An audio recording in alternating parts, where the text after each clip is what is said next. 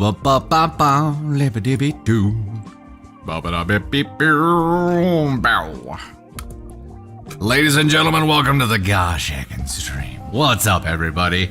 Today's QOD is related to tonight's brand new episode of Thunder and Spark.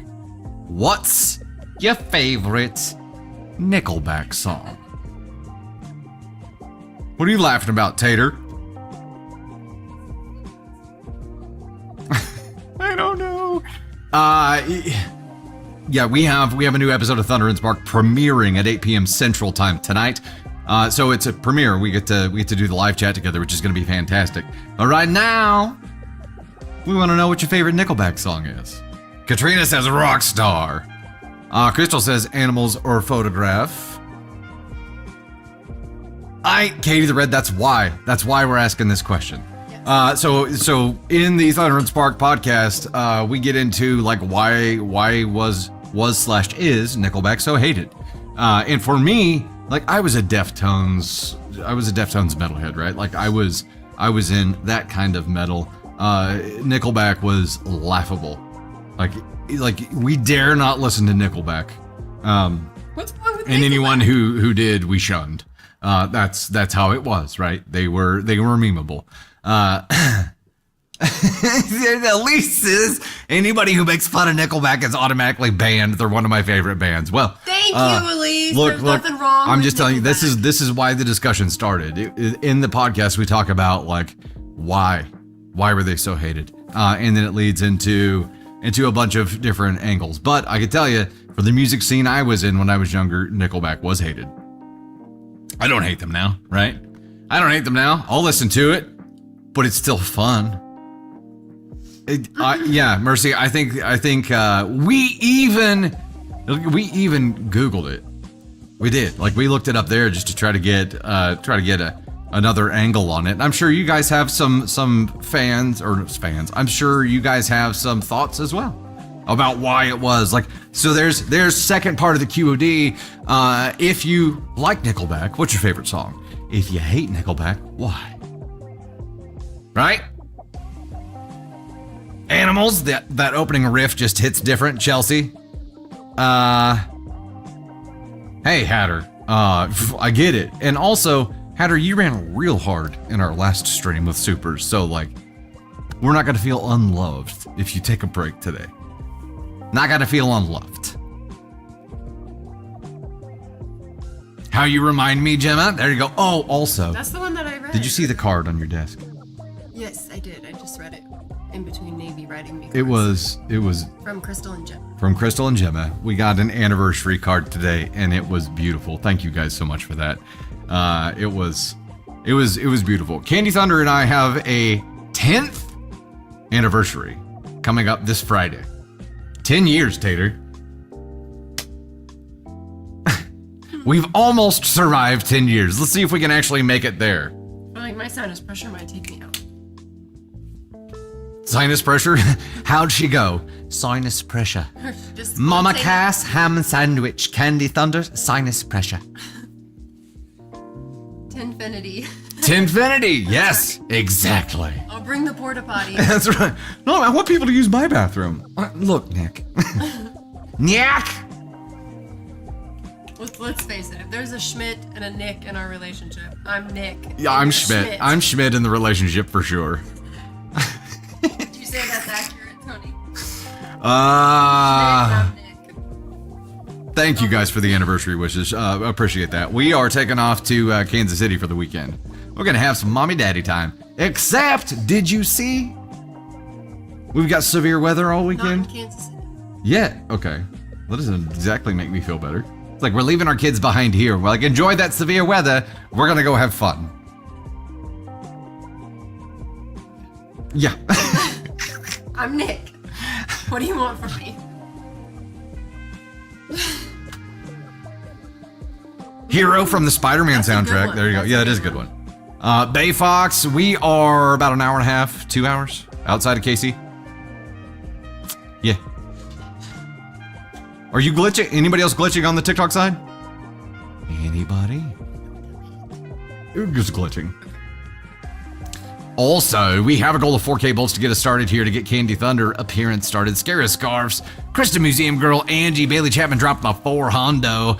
Tarsh, not trash. Angie, Krista Museum Girl, thanks so much for the love. Oh, gave us the You're Awesome, the cat. We'll talk about cat here in a minute. Opal just became a 14-month sub. Heck yes. In the Gosh Heck It fam, glad to have you there on the TikTok side. Krista Museum Girl, Charlotte Arnold Silver, Janine Benham, Antsu, Mighty Mouse, Holly Elizabeth, Bailey Chapman again there, Janine Benham, Holly Elizabeth, Mandy, Emmy Castro, Heather Galloway, Az Plunda, Callie Knight, Fane, Candy CLKB, Jerry, Silver dropped 130 bolts. Thanks so much for that. Charlotte Arnold getting ready to hit a Hundo 50. That Alaska girl getting ready to hit 2 Hundo on the bolts. Trisha G, Scary Scarf Squishy, thank you guys so much. Appreciate that. Appreciate it. Yeah, if you are glitching, jump out and jump back in on TikTok side. Hey, Mrs. Mongo made it to a live. Heck yes. Whoop, whoop, whoop. Wait, what were you talking about crying during Encanto for? Katie the Red asked, is it weird that Disney movies still make me cry? Oh, no, yeah. I think Disney movies are more prone to make you cry as an adult than they are as a kid. Her, at the end of Encanto, when she gets to feel seen. Yeah. It's just like, this one's for you. I know. It always esteems me. Mirabelle! What's up, Lauren? Tony Spark is in the house today as well. 80% of Dark Horse and The Long Road. Seriously, some of their best works.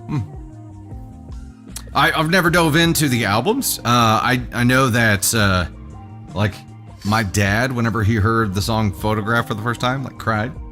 It was like, and it might have been around the time that either my little sister was graduating or moving away or something, but yeah. Up. Candy Thunder. She still hasn't finished that movie because she refuses to. She made it through the sad part and won't watch the rest. Because she's like, it's too sad. And I'm like, it gets better. She's like, I can't do it. Yeah, come on. And the stagehand, Nickel, who? This is part of the discussion. Like, part of the discussion is why they've received so much shit for so long. And I was part of the Deftones universe, so we gave them a lot of shit. Them and Puddle of Mud. Puddle of Mud got targeted too.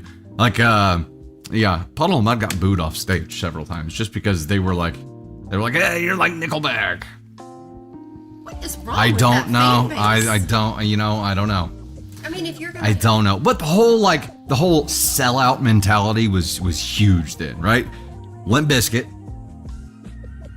Nickelback viewed as sellouts immediately. And Puddle of Mud was right there with them. They were like, yeah, a miniature version, but... My question is, if you have the chance to make money doing something that you love, why would you not do that?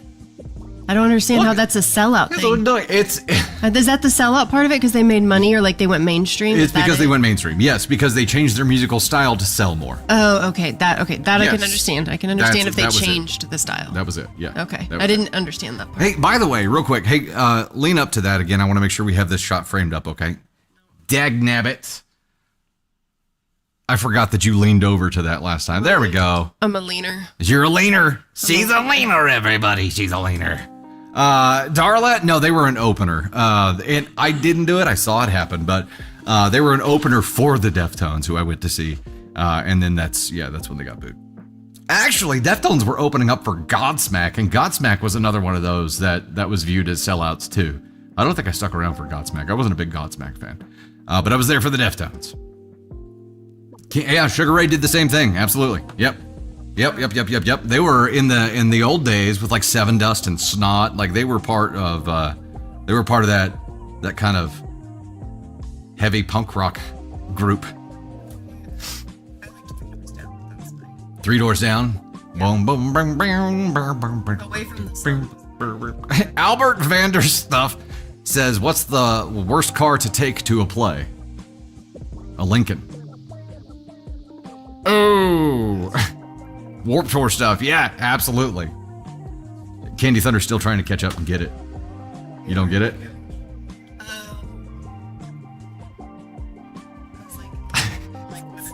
Too soon, Krista Museum Girl says. Too soon. Too soon. I don't hate you because you saw Megadeth. What are you talking about? I'd go see Megadeth. Absolutely. No. Sorry, getting spam calls during the stream here. Don't like that. No, thank you. Yeah, back in my time, like I saw Mudvayne several times. Saw Deftones a lot of times. Head PE, which never got like huge, but saw them a lot locally, and they're really good. Have the birds targeted anything else? Oh, sure. But I came out this morning and I'm like, what kind of bird shits only on my door handle? That feels intentional. It's probably the mama bird that's like, I saw you looking at my fucking nest. Probably. Know your place. Slipknot? Heck yeah. They were a little crazy for me in my Deftones world. But yeah, still listen to a lot of Slipknot. Never went to any Slipknot shows, but Corey is a freaking amazingly talented musician. Like, dude's voice is just insane. Dylan, you're going to see Manson next week in NOLA. I heard Manson got back in shape and is like old school Manson again. Someone's holding that bird over my door handle, Amber. That's what I'm saying. Perhaps photography, Cake the Rogue. Yeah, it's a hair loud. Random, and then we'll go ahead and jump into our regularly scheduled program here. But we are, I think, one episode away from finishing 4 seasons. One-ish. We're like one episode away. Has anybody else watched that and finished it? Like, don't spoil it for us because we have one-ish episode left. But disclaimer: they have not seen the major plot twists. We have not seen the major plot twists. We have not. We have not. But so far, it's a fantastic show. And 30-minute episodes, so it's something as like crazy busy parents, you can just, you can actually get some episodes in.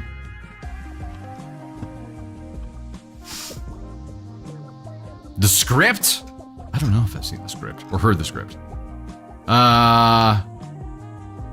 When you saw him at the Amp, I think that's when he was back in shape, Dylan. I think before that, he was like, he had really gone into retirement mode.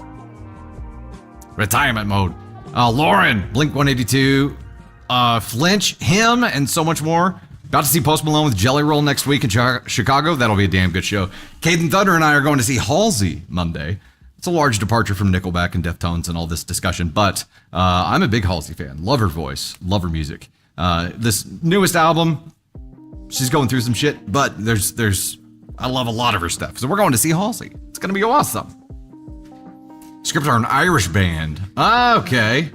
I'm sure I've heard something from them. All right, let's go ahead and rock and roll, ladies and gentlemen. Coming up, we have stories about husbands working late, hypocritical managers, mother-daughter tattoos, bridesmaid photos without all the bridesmaids, proposal doubts, sabotaging in-laws, and we also have a cake story, a spicy story, and a wild story from a subreddit that we have never read from. Hey, yo, let's rock and roll. First goal, of course, on the TikTok side is 4K bolts to get Candy Thunder up here. On the YouTube side, we have a super goal of 10 supers to start for a spicy story with Candy Thunder feedback. It's like the Candy Thunder show today. Look at that. Would you stop it? I got the Tata vision already going on here. Candy cam. It's not. I did just make eye contact with the cat. Yeah? And in that moment, I felt like I became her new mom. So I felt like there was a moment of like, she saw me and I saw her. And in that moment, she was like, Mama. Yeah. And she came and she put her head in my hand again. And it was, so it's happening. Yeah. So here's where we're at. Last night, I messaged Caden Thunder and I was like, hey, we just chatted about it. We don't need to do a trial run. We'll take the cat. So whenever you can bring it to work, we'll bring the cat home that day. So Jupiter, the cat, came to work with us today, is very, very, very skittish and nervous. So Jupiter's hiding under all the furniture in the studio right now. Eventually, Jupiter will be ready to make an on-stream appearance, but right now she's very nervous. I don't want to traumatize her either, and I don't want to get the shit scratched out of me, especially on the stream. So y'all will get to meet Jupiter Thunder here soon on stream. Until then, we'll have to settle for some photos in the VIP group. If you haven't been in the Facebook VIP group yet and seen those pictures, there's at least one picture on there, and we'll get more for you. She grunts like a pig. She's a Persian, so she's got the flat face, and she grunts like has a pig grunt, like the toy pigs that you squeeze and they grunt. Yeah, that's her. It's hilarious. It's awesome. It is awesome. Jupiter has joined the family. It'll be really interesting whenever we get home and she meets the doggos. No fear at all about Luna, the 90-pound golden doodle, and Jupiter's going to use Luna as a pillow, just like Arya did. Oliver, the little, 10 pounds? Yeah. The little 10-pound shit stick silky terrier, he's going to have an opinion. They'll figure that out. Luna is obsessed with cats. Yes. Like she is obsessed with making cats her friends. Like I want to be your friend. She will sit and wait. She'll sit for hours in front of a cat, like this, watching it clean itself, like watching it just be, till she earns like their trust.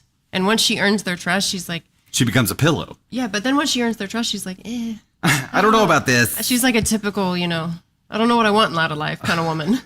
But I do know that I want the trust of you. I want attention. I just don't want the smothering kind of attention. I want to give the smothering a kind of attention. I just don't want to receive that. That's Luna. That is absolutely Luna. Okay, we are already at 2761 of 4K to get Candy Thunder up here. YouTube side, we just talked about that. We got 1 out of 10. We did get a super while we were chatting about the cat over there. Terabyte with the 5 said, my 1-year-old seen you guys on my phone and waved and blew a kiss. Hey. Right back to you. That is awesome. Aw. People's kids know us now. That is amazing. We're part of your family. You're part of ours. Freaking love it. We have a goal, shares goal. And look, I have the progress bars up. Look at that. I remembered. The shares goal is 1,500 shares this time. And we have a likes goal of 300K. Already at 7% for that. A brand new Thunder and Spark podcast episode premieres tonight at 8 p.m. Central Time. The premiere is happening on YouTube. So the premiere works like this. It drops at 8 p.m., but it drops like a live stream, so it has a live chat. So we can all actually watch together and jump into chat. We can watch with you guys and sit there and chat along and have a dandy old time. So we'll see you there, 8 p.m. Central Time.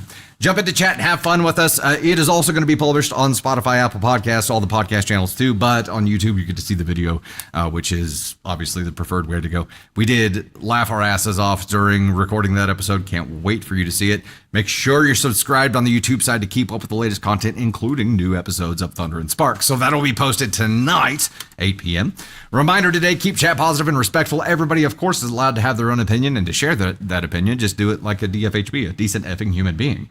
Don't start none, won't be none. Also, don't spoil stories. That'll get your butt muted. And with that, get out your gosh and brooms. Get out the brooms now. Yes! Elise, yes! Live chat. Ellen! Did you already respond to Ellen, by the way, Tater, about what we were just talking about before stream? Okay. We have something to kick back your way. An idea. I'm too cool for YouTube. What do you mean? What do you mean? Hey, Ellen dropping the 5 said Patty was mad when Buttercup came home and now they play together. So I'm expecting it to, well, I don't know that Oliver will ever play with Jupiter. It'll be more like a territorial thing. But Vanessa, your little boy Arlo liked it. Yeah, nice. Book Dragon, my cat's very much like, you're doing something, I need your hands now. That sounds accurate. Sounds accurate. Faith Reacts dropping the 10 said I once had a cat that answered to asshole and was tempted to ask if you wanted him as the mascot. This cat might work out for that. Tony Spark, member for 21 months in the Gosh Heck and Thunder crew, also sitting about 8 feet away, said it's crazy we have more Thunder and Spark episodes than viewers. Yeah, by like 4. Dawn Beggs dropping the 7 over on the YouTube side. Thank you so much for the love. Greatly appreciate that. Princess Buttercup, but Patty is the princess, so you had to drop that. That makes sense. That makes absolute sense. All right, let's go ahead and dive into a story, ladies and gentlemen. Let's rock and let's roll. Hey there, it is Dusty Thunder with a story for you. This one is titled, Am I the Astronaut for Telling My Pregnant Wife to Just Hire Help and Missing the Birthday Dinner She and the Kids Planned? Yeah. Sounds pretty a-hole-ish. Let's start a poll. I will get the poll started for you. Hold on. Got it. Poll has begun. 1 minute, TikTok side, upper left-hand corner. Am I the astronaut for telling my pregnant wife to just hire help and missing the birthday dinner she and the kids planned? Definitely seems like something you shouldn't have done. I just don't know. Should I go straight for ASCON 1 or go with ASCON 2? It's a 2 minimum. I'll go 1, you go 2. Okay. Never heard it. Tater's going 1. I'm going 2 here. You know how I feel about this kind of situation. But Yeah, maybe there's a yeah. reason. Maybe Could there's be. something going on. Could be a worthy cause here. I'm ASCON 2. Tater here's ASCON 1. Here, I'll hand the ASCON 1 ticket to you. Candy can. Hold it up. There we go. It's official. Now it's official. Now it's official. 10 seconds left on the poll here. We've got a lot of ASCON 1s and 2s. Got a good mixture going on here. More 1s than 2, though. That's just because y'all agree with Candy Thunder more than me. I'm not surprised by that. This is the Tater Thunder show. I'm just the opener. Whatever. 68% went ASCON 1. ASCON 2 only had 24%. Wow. All right, then. Let's dive in and see how wrong you all are. Just kidding. You're going to be right. I, 37 male, work a high-paying job and make roughly $750K. That takes up a lot of my time. My wife, 31 female, is 7 months pregnant, and we have 2 kids, ages 6 and 3. My wife has been telling me she's really tired and stressed. She's taking care of the kids, the house, and handling everything while also pregnant. She also does small things for me, like making sure my clothes are ready for work and managing household stuff. She's asked me to be around more, but I told her we can just hire help like a cleaner or part-time nanny because we can easily afford it. She got upset and said she doesn't want to hire somebody, she just wants me to be home more. Last week was my birthday. My wife and kids planned a small dinner at home. The kids were so excited and even helped bake me a cake. But work ran late and I didn't get home until after 10 p.m. By then, the kids were asleep, the food was cold, and my wife just sat there quietly and said, "They waited for you." I felt bad, but I honestly thought we could just celebrate another time. I'm working hard to give them a good life, and I thought that's what mattered. Now her sister and even my mom are telling me I'm neglecting my family and need to figure things out. Am I the astronaut for telling my wife to hire help and missing the birthday dinner? I wish we were hitting this TikTok goal so I could get Candy Thunder up here. Okay. How old is OP? 30 something, right? 37. 37. Okay. I feel like by 37 you should figure this out, but maybe this isn't like an age thing. Maybe this is an experience thing. And maybe it is a having kids thing, right? Kids are 6 and 3. Here's the deal. At some point, you realize that success is not this number. He's proud of this number, 750K. Otherwise, he wouldn't have thrown it out. He wouldn't have given us a number if he wasn't extremely proud of it, right? Like, he works his butt off. He's proud of that. I get it. But the cost of that number is the relationship with your family, with your children. At some point, success becomes not Ferraris and airplanes, not this number. It becomes the freedom to pick your kids up at 2 o'clock from school, right? It becomes the freedom to have time to spend with your family. It becomes flexibility. It becomes being able to balance everything. And OP, for whatever reason, is not there yet. Maybe this is the tipping point. Maybe this is the part that creates enough pain to create that change. Maybe. I think everybody gets to that point eventually, and I'm speaking from experience because I used to work, no shit, for about 10 years straight. We would do the day gig, we'd come home and have our family time, and this was my justification to myself. I'm like, okay, I'm balancing because I'm not sacrificing anything but sleep. We'd work the day gig, we'd come home, have family time at 10 p.m. Once everybody went to bed, I would go back to work and work until like 2 or 3 in the morning. And I did this almost every night, at least during the week, for 10 years. And then at some point, it clicked, and I was like, it doesn't make any sense. Now, like, what I did then allowed us to have the flexibility that we have now to be able to pick up kids and have the freedom that we have. So there is that grind portion of things where you have to do your nickel, right? There is that portion of things where you have to do that on the upfront, but it's not sustainable. And that's the thing I really need OP to understand here. It is not sustainable. And it also shouldn't be your goal. Your goal should be to have the flexibility and the freedom to have more quality time. Right now, your goal is to flood the bank account with money so that they can have nice things and provide for them. I'm telling you right now, your wife and your kids would trade all of that money in the account for a day with you.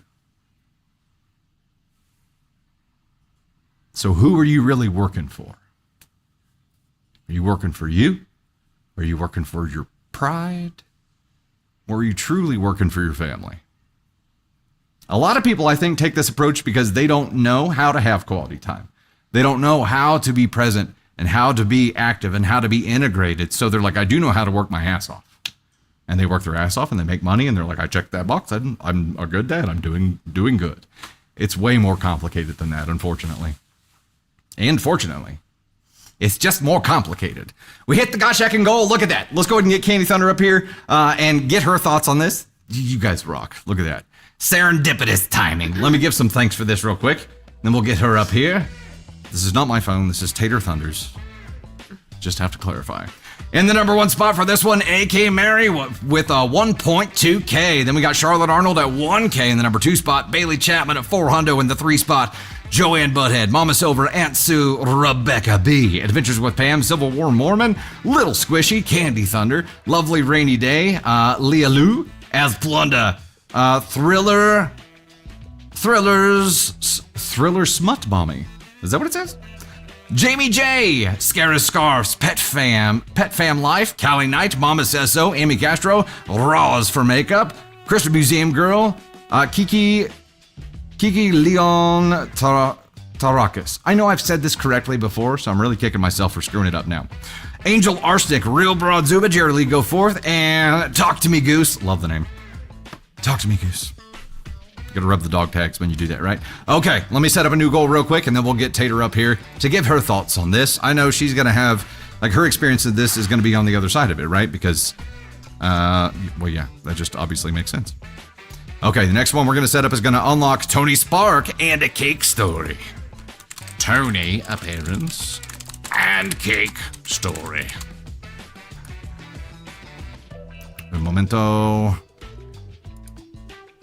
I think we've talked about this before, but it would be really handy if this was something that... pre-stream? Yeah, I could set up pre-stream or that you guys could do for me off. You know what I mean? That would be handy. All right, we have this goal set up. Pinned 2.5K finger hearts to get Tony Spark and a cake story up here. And in the meantime, here she is, ladies and gentlemen, the one, the only Tater Thunder for Tater Thoughts. I need the red lamp on. Oh my God, it's Candy Thunder. Well, I do think that I was wrong. I don't think he's an ASCON 1. I don't think he is a terrible human. But I think there's the possibility for him to be more intentional with his family time. In my personal opinion, I would give up money in order to have my quality family time because that's what means something to me. Dusty feels like he has to work very hard in order to provide for our family. And in the beginning of our relationship, that was really hard for my need for family time and closeness and what his wife is after, and his need to feel like he was providing in the way that he felt he needed to. And so for those two things, it took 3 to 5 years to compromise and marry those two things together to come to a place where we both felt happy with what we were doing. I had to compromise and learn why he felt the need to work so much and why he felt the need to do all of these things. And so I think just talking this out and saying, I know what his wife is wanting. And yeah, if you missed your birthday dinner and didn't come home and there was no phone call, there was no understanding, that would suck. That's hurtful. That's not something that should happen. But maybe if he was willing to give her 1 to 2 weeknights where he did come home and he was present with the family, and then if he felt the need to go back to work, he could go back to work. But just giving them something and then her acquiescing too and saying, hey, I know that this is what you need and this is what you feel like you need to do for our family. So I've come to this understanding. So if there was somewhere that they could meet in the middle, I think that would be beneficial for their family. But I get it. She's lonely. She's a stay-at-home mom. She has 2 kids. She's got one on the way. She's very pregnant. Like, I get where she's at, and I understand. But I think there's also, like, the time is so short. Like, your kids are only little for so long, and it's, like, anything can happen on any given day, and my regret would never be that I didn't work enough. My regret would be that I wasn't present enough for my family, or I didn't give my family the heart and soul that they needed from me. You're never going to regret. So You're never going to regret not working enough. yeah, I feel like there's a compromise to be made here between the both of them to do what's best for the family. If they're comfortable with the level that they live at, with this, a lot of money being made every year, then maybe she doesn't want him to work that much less. I don't know what that looks like for them. I wouldn't want the money. I would want my family. They need to have a conversation about this, though, and figure out together what the goal is. Right. Because right now it seems like they have 2 different goals. I agree. And I don't think you can do life as a team. And they really need to start doing life as a team. Right. I mean, this is their 3rd kid on the way here. They're already at a point of extreme frustration. He feels like he's doing the right thing, and she feels like he's doing the wrong thing. So they need to identify this together and figure out where the balance is. What is the goal? Like, is this his goal forever? He's just going to keep working and stockpiling, or at some point does he plan on pivoting? Like, what is the plan? Right. And we had to have that conversation, and it was life changing for us. And I can tell you with absolute certainty that I am a much better dad now than I was when I was working my dick off. Not that we don't work hard now. We work damn hard now, but we do it in a smart way. I think it's just, there's some spam happening on TikTok. I think it's just finding that happy medium to where you can feel like you can provide, but also be present to know that the relationships with your kids that you form now are going to impact the relationships that you have later in life when you're retired. Yep. And I wouldn't want to damage that when they're young. I want those relationships later in life, so I'm going to put in the effort now in my family. But here's something that early on in my journey with therapy, my therapist told me, and it really hit me square in the face. Right. Because the whole overworking and feeling like I have to work, like I have to provide, and missing out thing translates to, this is also what you're teaching your kids they should do when they have a family. That's true. Just work and not be present. And I'm like, oof. That's true. That is something that put it into perspective for you. It's tough. It is tough. So we need to make a scale determination here. I think the whole birthday thing and leaving the kids hanging there, knowing that they were waiting, I think still makes him an ASCON 1. And I think he's stuck. He is sucked into this whole mentality of the pride of that number and keeping that thing going, like, because he's proud of it, probably for himself more so than for as a provider role, right? I do think he's an ASCON 1 for that. He's got to turn it around. I'm not saying she doesn't suck. These worldviews need to come together so you can start doing life together. You already decided to do life together when you got married and you started having kids. Now it's time to actually start doing life together, right? So there's that. And you think you would put him at a what, Candy? 2. Between 2 and 3. Between 2 and 3 for her. So we'll go 2.5. 2.5 on the sphincter scale here. The sphincter scale needs to be like a separate scale from the ASCON scale. If we're doing it if we're saying this based on missing the birthday dinner, I don't see in there where he told them he was missing it, or I don't know. So based on the birthday dinner, I would go a 2. No, well, I mean, the kids waited up. They wouldn't have waited up if he was like, hey, I'm not going to be there, right? Yes. Oh, freaking wild. Yeah, not a fan. Not a fan of that whole crap. Troy Robertson sent in the galaxy. Thanks so much for that. Greatly appreciate it. You're the title gifter now. Corey Baker dropping finger hearts there. Nisi. Corey Baker dropping the 177 finger hearts there too. Ellie the bestest. Twin Mama PDX 13. Kiever Challenger. Corey Baker again there. Jenny Lee. Bailey Chapman dropping the 175 populars. Popular. I'm gonna be popular. Diana C, Anthony, Jenny Lee, YCME, Bailey Chapman dropping the 375. Katriana, see you there too. Shaz, thank you all so much. Greatly appreciate it. We're 727 or 25 hundo on the finger heart goal right now. And we'll get started on our next story here. Bop, bop, bop, bop. Ba-da-ba-ba-bow. Beep, bop, boom. This ditty has been in my head all day. I don't know. Hey, quick story before I dive into the next story here because it's hilarious. It'll take about 30 seconds. Last night, Tater Thunder and I we had watched maybe an episode of 4 Seasons, which was fantastic. And we're getting ready to go to bed and we hear thump. Something hit the floor. Like something heavy-ish hit the floor. And the house is locked. All the lights are off. And I'm like, what was that? So immediately, flashlight out.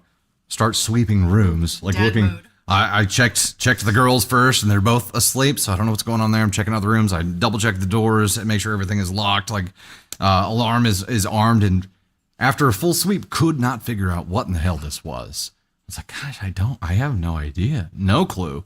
And then after a few minutes, like I went back to the room, and I'm like, I have no clue. I have no idea what it is. And then at some point, ended up going into the laundry room. And I was like, oh, okay, here's what happened. We had a load of laundry in the dryer running late, and there was a package of paper bowls left over from Navy Thunder's birthday party. You know, it was like 100-something paper bowls, decent weight. It was sitting on top of the dryer. And while the dryer was running, this little thing just did a little shimmy over time and eventually just woo, boonk. And it was enough weight to sound like something really heavy hitting the ground.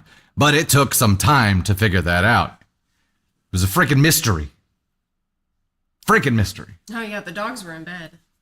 Yeah, dogs. I couldn't figure any of it out. It's just wild. I guess it's not funny, but I think it's funny. It was funny at the time. I have a funny story. Do you have a funny story? We'll save it for another in between.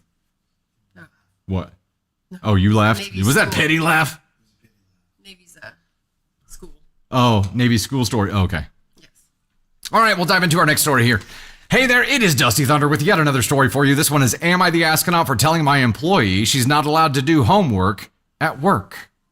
Let's run a poll for this. I mean, look, as an employer, like we have employees who do jobs. If you have somebody who's in school who is working at a place, I wouldn't think that it's time to do homework, like you're getting paid to do a job. Unless there's some kind of break or something where that is okay, or like a babysitting kind of thing. Like, I don't know. We'll see where this goes, but right now, I don't know. I can definitely see the employer side of it, like not wanting somebody to be distracted while you're paying them to do a job. But this could be a completely different kind of area here. He's like, what if the employer is the one distracting you? Attacked. 15 seconds left on the poll. You feel attacked? Reading this story, we're not reading That's why every time I walk by Tony Sparks' desk, he quickly closes his phone and sets it down. I'm just giving you He shit. doesn't do that for me. He just leaves it out. Usually because I'm looking at things you've sent me. You're looking at reels that Candy Thunder is setting. So just go on a roll. I'll get 15 reels in a row. Just think, When the okay, goods are getting. It's on a break or downtime. Yeah, that is different. So, yeah, it depends. A lot of people went NTA on this. That was the winner with 51% of the vote. Otherwise, it's a little spread out here. Where are you at, Tater? For me, it would depend on the workplace. I mean, like if I It was, does. I don't know, if I was, when I was waiting tables, if there was downtime and all my side work was done, like, I would just If there's hate to true downtime. I would hate to be sitting there if but I mean, I get it. Like you're paid to be there, you're on the clock. So you should probably be doing whatever it is that, I mean, I don't know. It's hard. It's I'm hard an to NTA juggle. based on title alone. We'll see. Okay. I, 23 female, just started my new job as the manager of a coffee shop. I worked here for a couple of years and recently got promoted to manager. This is my first time in a leadership role, and I've been trying to take it seriously. I prioritize cleanliness, organization, and professionalism, and I want my employees to exhibit these qualities as well. One of our part-time employees, who I will call J, 21 female, is a college student. She's a good worker, shows up on time, doesn't complain, and is responsible. I have no issues with her job performance, but lately, I've noticed that during the slower parts of the shift, usually mid-afternoon when we might not see a customer for 20 to 30 minutes, she pulls out her notebooks to do homework. To be fair, she still helps customers if they come in, and she doesn't ignore her duties. But during downtime, she's always doing schoolwork. I mentioned to her the other day that I didn't think it was appropriate to do homework during her shift. I told her I get that it's slow, but she's still on the clock and it comes off as extremely unprofessional and that there's a time and place for homework. Her response was that the other employees scroll on their phone during downtime and that this feels like the same thing, plus the previous manager was okay with her doing it. I explained to her that doing homework and being on your phone are different, but she didn't have much of a response and just said, okay. What? Ever since this happened, she's been a little distant with me. I asked some of the other employees if they thought it was an issue, and they all said no, she's great, and they don't care. Another employee told me they think it's better for her to do homework than scroll on her phone like them. She's in school, and they are not. Someone jokingly said I was turning into a corporate manager, and now I feel awkward.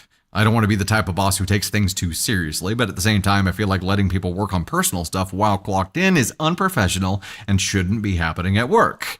It feels a little tense with Jay, and I'm starting to wonder if I made a big deal out of nothing. Am I the astronaut? Yeah. Well, yeah. You fooled us all with your shitty title, OP. You fooled us all. I feel vindicated.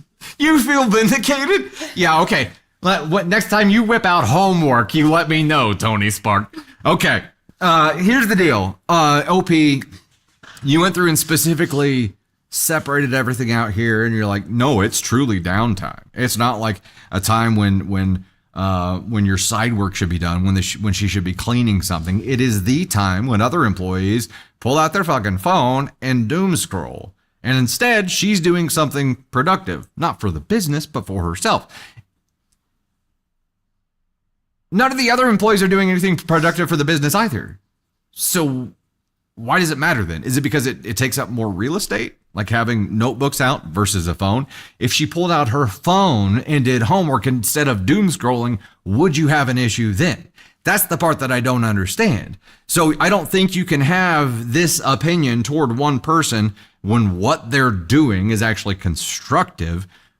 And then for the people who are truly just wasting time, like be like, yeah, that's totally fine. It's fine to have your phone out scrolling. It's not okay to do homework and better your life. Listen, that's not okay. Yeah, that's an asshole-ish move. And I think you went full tie-wearing Nick on this, right? When they managed the bar. And he's like, Javier, put it on the shirt. Put it on the shirt. You're fired. That's... Okay. There is such a thing called leading from the trenches here. And as a coffee shop manager, I feel like that's what you're going to end up doing, right? You were there on the front lines with your team, probably, serving customers, restocking things, cleaning things, doing as you go. So there's a lead by example part of this, and be a team leader more than an us versus them manager on things, right? What you have done here was the start of an us versus them mentality, and it is going to grow and infect your team. Then it is going to be team versus you, everybody distancing themselves from you. And instead of giving you respect and listening to you because you've earned it, it is going to be you trying to impose your rule on them. And it is going to create a toxic workplace environment. So yeah, this is not a good direction to head. And you have to see after you wrote this, the hypocrisy of it. And be able to say like, okay, I can't be okay with people just wasting time on their phones and not be okay with somebody doing homework. It doesn't make sense. It doesn't make sense. Yeah, you should be encouraging the employees who are doom scrolling to start an online class so they can be doing homework like she is. Time to lean, you got time to learn. There's time to lean, time to clean, right? Yeah. I know I hate that saying. This is Tater Thunder's worst nightmare at Outback. That when you got time to lean, you got time to clean. I'm like, no, I have time to lean. Yeah, I'm leaning right now. Thank you. Had her when I was a hostess at PF Chang's. Oh, okay. First of all, Tater Thunder and I call it Poof Chang's. because it's funnier, but it is so damn good. And now I want Poof Changs. Can we get Poof Changs? We don't have one here. Yeah, but we're going to KC this weekend. Oh, we're going to We could go Hula there, Hands. But tomorrow on Friday night we could go there. Maybe we'll get some Poof Changs soon. When I was a hostess at Poof Changs, Hatter says, my managers did not mind me reading a book while I waited for a desk to come in. As long as I helped them out and did my other duties, they didn't care, which I think is great, right? If you have all of your other stuff done and you're truly experiencing downtime, first of all, as a manager, admin, I would want to be let known that you've hit a point of downtime. Because if there are other things that need to be done and I just haven't assigned them to you yet, I would like the opportunity to get more done, right? But if it's truly a downtime, what are you laughing at? It's just funny. But if it's truly a downtime, then yeah, I think that's fine. Okay, I'm going. Candy came here because she had an opinion. No, I didn't have an opinion. I was just Your laughing. laugh. I laughed. Is that different? Your face has captions. You can't say you didn't have Obviously. No, I mean, she described an employee who checked every single box on her job, and she took 20 minutes a shift to do some homework. Like, I don't know, maybe I managed like I'm a mom, but I'm like, damn, girl, you got it. You figured it out. You're doing your job. You show up on time. You're a great employee. Happy to have you here. You're great for the team. And you spend 20 minutes a shift doing homework. Yeah, I mean, that's your as an employee of the month. employer, I'm like, that's a win for me. Like, I'm happy to have you. Yeah. I wouldn't try to. Now, if you're spending the majority of your shift and neglecting customers to do your homework, that's obviously an issue. But to do it during downtime and then put it away when a customer walks in, like, absolutely not. I'm all for that kind of stuff. I would agree. Your Magical Destiny here says, what does the owner of the coffee shop think? Do they care about homework being done? That's a good question. So OP is like taking this newfound power and imposing it on people instead of trying to figure out what really matters to the owner, to the real decision maker, the real risk taker there, right? So, yeah, it's interesting. It's interesting. Wonder Woman says if she was a 40-year-old mom going back to school and working, would she have the same attitude? Ooh, interesting. Ooh, that's cool. Charlotte Arnold with the finger hearts there. Space Cadet with the popular vote. Mama says so with the socks and sandals. Love it. Also, I can't pull that off, socks and sandals. Caden Thunder can do socks and slides all day, but I can't pull off socks and sandals. I just can't do it. Socks and slides are different, but I can't pull that off either. I prefer socks. I can't do a and flat slides. bill hat. I can't do socks and slides. I can't do a lot of things. You can do anything you set your mind to. I really can't. Really can't. Just can't do it.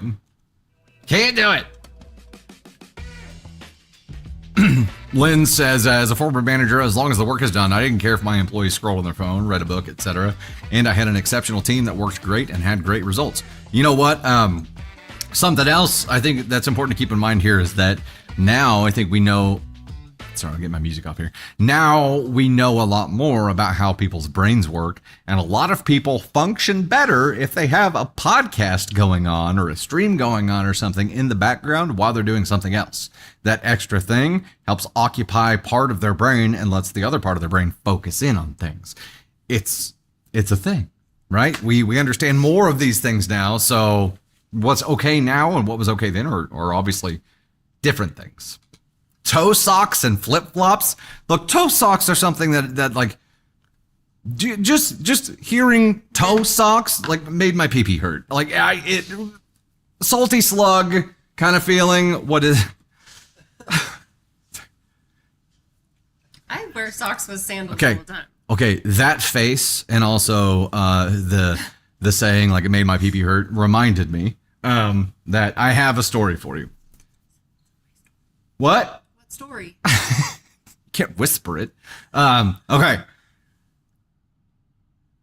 Saturday evening, really. We had finished Navy Thunder's birthday party, and we were cleaning up from it, and I was putting stuff in the dishwasher, had a pair of tongs that I was putting in there, and like for whatever reason was like trying to move fast, and I really threw the tongs down in there. And when I did that, a fork that was in the silverware container next to where I was putting the tongs, the edge prong on that fork went in my thumb, in between my thumbnail and my actual skin thumb. It went in between all the way down to the end of my thumbnail. So it like lifted my entire thumbnail up off or at least part of it, lifted it off of my thumb, and it went all the way in there. And it felt exactly like you would think it felt.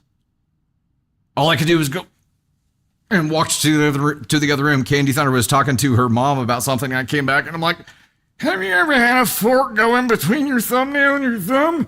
And it, My mom went all nurse on you. yes, Peggy Thunder went nurse on me, and we soaked it in a bowl of peroxide, and it bubbled real good. Today's the first day, or maybe it was yesterday. I think it's today. Today's the first day when I can like type and use the space bar with my thumb without it being like, oof, oof, oof. Yeah. That's what happens when you don't load the dishwasher the way I told you. It's because I didn't load the dishwasher right, guys. That's what happened. That's what happened. And now you all understand the whole makes my pee-pee hurt statement, right? Because now you feel it. I've tried to full circle that. Tony Sparks like, next. Producer's moving me along here. We're at 1176 of 2,500 on the finger heart goal here. We're at 4 of 10 on the YouTube goal. Reminder about what we're unlocking with that. On the TikTok side, we are trying to unlock a Tony Spark appearance and a cake story. On the YouTube side, we're trying to unlock a spicy story with candy feedback. So we have a couple of special stories to unlock here. Just depends on which side you're on. Yeah, okay. It's probably something we're going to want to edit out there. I'm sorry. I'm inappropriate. I get distracted. Tough combination. All right, here we go.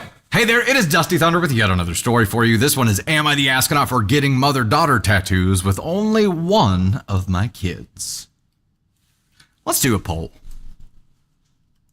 Am I the astronaut for getting a mother-daughter tattoo with only one of my kids? So, multiple daughters, we can assume, but got a mother-daughter tattoo with only one of them. You know, while the poll is running here, Tater, you're a mom. Yes. You're like, yes. That's and would would you get a mother-daughter tattoo with only one of your girls? No. Okay, so you would immediately think like, what are my other daughters going to think?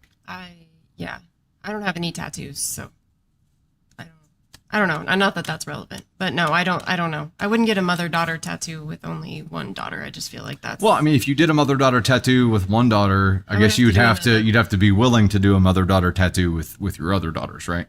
I would just, I don't know if I will ever want to get a tattoo.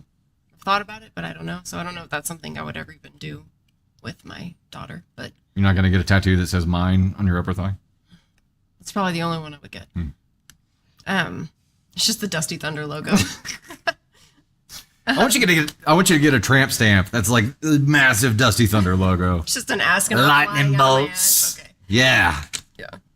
I'd probably not. I don't know. I don't know the context of this one either. So. But you wouldn't do it unless you were willing to do it for the other girl. Correct. Yes. Okay. Gotcha. It would have to be equal. So chat when AskOn won. AskOn won took it with a hefty amount of the vote, 34%. I get it. I'm going 2 on this because I feel like it's definitely something you shouldn't have done. But I don't know that it's evil. Perhaps thoughtless, right? And maybe that's the part of it. But let's dive in here. Hi, fake names and throwaway. I, 50 female, have 2 daughters, Allie, 31, and Jade, 19. Jade surprised me for Mother's Day yesterday by taking me to get matching tattoos with her. They say there's no love like a mother's and daughter's. She took pictures and put them on Instagram. I guess that's where Allie saw them because today she called me asking why she wasn't invited to get one as well. I told her that the tattoos were Jade's idea and that maybe if she had come to visit like Jade had, she could have gotten one too. She said that she had spent the day with her own family, that I was lucky she found the time to send flowers. I offered to get a tattoo with her too, but she refused. That's important. Then she started talking about how I've always favored Jade over her and that I don't act like I have 2 daughters at all. Whoa, this led to something way bigger. For a little context on why she would say that, obviously she and her sister have a big age gap, so Allie was basically an adult by the time Jade was born. I mostly gave her independence while focusing on Jade. They also have different fathers, and Jade's father, my husband, is a much better man than Allie's. Do you say that to Allie? Because of my husband's successful businesses, Jade has also had a much more fortunate upbringing than Allie had, which she's probably bitter about. I love both of my girls to the moon and back, but I'm just closer to Jade and always have been. I have hardly seen Allie, or I hardly even see Allie, and never without her kids there. Basically, I understand that Allie is upset, but the tattoos weren't even my idea, and she knows that. If anything, she should be upset with her sister. Am I the astronaut? Tony Spark, what's up? Her daughter was 12. Allie was 12 when Jade was born. So the whole basically an adult thing. Yeah. Basically an adult was 12, which, you know, kids do become more independent. Like at the age of 10, it's like they become a lot more independent and self-sufficient, but it's not basically an adult. Long way to go. Hey, Mercy dropped the 5 on the YouTube side, says, I have customers, so I have to work. Catch y'all later. Mercy, thanks for hanging out with us. Thanks for the super. Appreciate him. Gamma Bar says favoritism at its finest. Amanda K says I changed my vote from ESH to Ask on One. Now, hold on. Because we did say, look, if mom was willing to get a tattoo with the other daughter, that would negate this, right? She would have to be willing to do that. And she was willing to do that, but it's not about the tattoo. I think that's where this gets sticky, is it's not about the tattoo at all. So OP, I think you're guilty of being misled yourself here, or getting distracted by a distraction. That's not the real issue at all here. It's not about the tattoo. I agree. It's not about the tattoo. That was just the tipping point for the 31-year-old daughter. Also, I was like, she was saying she was an adult, and I'm like, she's the same age that our girls were when Navy was born. There's 12 years between them. And I feel like she has further defined that line because they have different dads. And, you know, Ava and Navy have different dads, but that is not a line in their relationship. That's not a difference in their relationship. There is no, like, in our household when they're together, there's no difference there. There's no difference in the fact that, you know, Navy, no one's better or more fortunate than because Kieran and Navy have the same dad, who their bio parents are. Yeah. And so I think, I don't, in my opinion, the way that mom talks about the older daughter and calling her almost an adult, a 12-year-old is not almost an adult. That's not even close, in my opinion. That's still a child. And I feel like there's just some different approaches in parenting, which is fine. I'm a different parent now than I was to, you know, when Ava was born, and she knows that. And I talked to her about that. And, you know, I explain things to her in a way that she can understand. And I think that's fine. But I don't ever put that barrier and that wall on the fact that I'm a different parent, which means you're getting less love or less attention from me or whatever it is. I don't know. There's just some things that the mom said in this post that really feel like she's drawing a line, whether it's unintentional or not. She's making that thing. And also for a 31-year-old, they do have their own family. They do have their own life. So getting to see your mom like a 19-year-old does that's different. It is different. But I think, you know, the daughter was a little shitty, but I think that's not because of the tattoo. I think that's because she's hurt. Yes. And there are deeper family issues that they have to address here, right? It's not about the tattoo. And mom staying focused on the tattoo here, I think, is where she's screwing up, because she went ahead and listed the laundry list of why she may feel the way she feels. But it's like, yeah, but it's about the tattoo. No, it's not about the freaking tattoo. So I think mom has a decision to make here. Do you want to repair this relationship? Do you want to work on it? Or are you okay with it being in the current broken state that it's in? This might be the first time that Allie has piped up and been like, hey, I call bullshit on this. And why have you always treated her better? You have, OP, you have this mentality right now of Jade is better than Allie. That's how you present it to us. You present it as Jade is better than Allie because of who her dad is, because of, and it shouldn't be that way. But it's really easy to see why Allie's pissed off, because you don't just, like, you made it that way for her, right? So there's a decision to be made now. Do you want to repair it? If so, Like, now's the time. The conversation has started. So where are you going to go from here?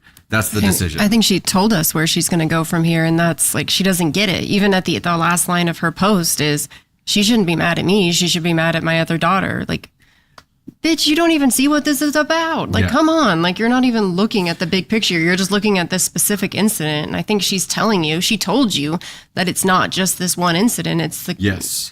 It's like everything that's led up to this moment and how you've treated her and never putting her first. And it's like, because she's married to Jade's dad, she feels like that makes her more of her daughter. And like that just gives me an ick. Like, it gives me, as a mom who has a blended family, that gives me an ick, and I don't like it. So there's just something there that really, really bugs me about the way this mom talks about her kids. Yeah. And I really get concerned about the whole Jade's dad is a much better man than Allie's is. You know, even if that's true, like, I hope that's something that you never say in front of Allie, because it's tough, because, you know, in a blended family and kids who grew up that have split parents, like, they have two pieces inside of them. They have ingredients from two different people inside of them. And that combination ended up not working out in a relationship. So there's already this inner conflict going on. And then to hear it get more severe like that would just really, really hurt. So, Mom, I think you're justifying things right now, and even your justification is pretty shitty. So yeah, I think you are an asshole for this, and I'm going to throw you all the way up to 1, because you went through and tried to check the simple box and be like, well, I did offer to get a tattoo with her too, and yeah, you did. Which, if we were focused on the distraction, this individual situation, yeah, you tried to balance that out, but that's not the issue. The bigger issue here is that you have just accepted the fact that Jade is better than Allie, because she grew up better. She's got a better dad. She's more fortunate. Like, you've accepted this. Allie hasn't, and the fact that you have is pretty fucked up. Talk to her. This is the time. If you're ever going to repair this relationship, this is the time. Ooh, I'm just going to hit things. I'm just going to hit things now. That's what's going to happen.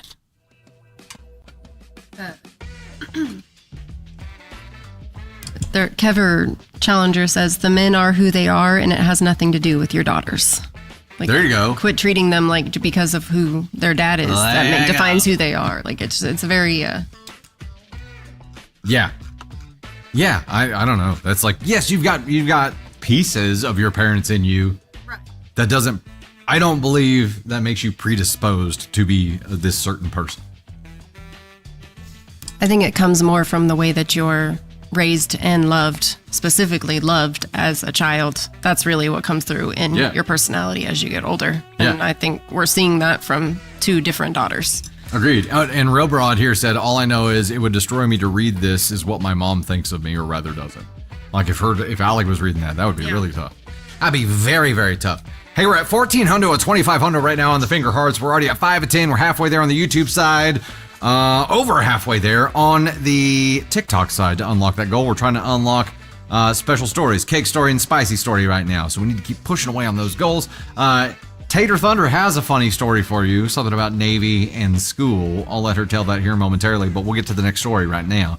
Let's dive in, get another story knocked out, and then we'll have her tell her funny story here.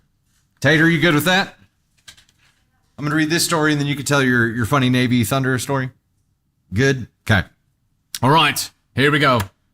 How I'm watching. First ever Friends Thanksgiving? A Friendsgiving? That'd be freaking awesome. That'd be freaking awesome. Mariah, thank you. Thank you. I'm a fan of this shirt as well. It's Howler Brothers. Howler. Howler. I had a lot of their stuff for a long time because they have like a howler monkey as their little mascot dude, but he's got lightning bolts for chops. Lightning bolts, come on. It works too well with the Thunder brand. All right, here we go. Hey there, it is Dusty Thunder with another story for you. This one is, am I the astronaut for retaking bridesmaids photos without one particular bridesmaid? Let's start a poll. Poll is starting right now. 1 minute, upper left-hand corner, TikTok side, please vote there. YouTube side, please vote with a comment. Am I the astronaut for retaking bridesmaid photos without one particular bridesmaid? I am sure there's some context for this, but based on title alone, yeah, that's an assholey thing to do.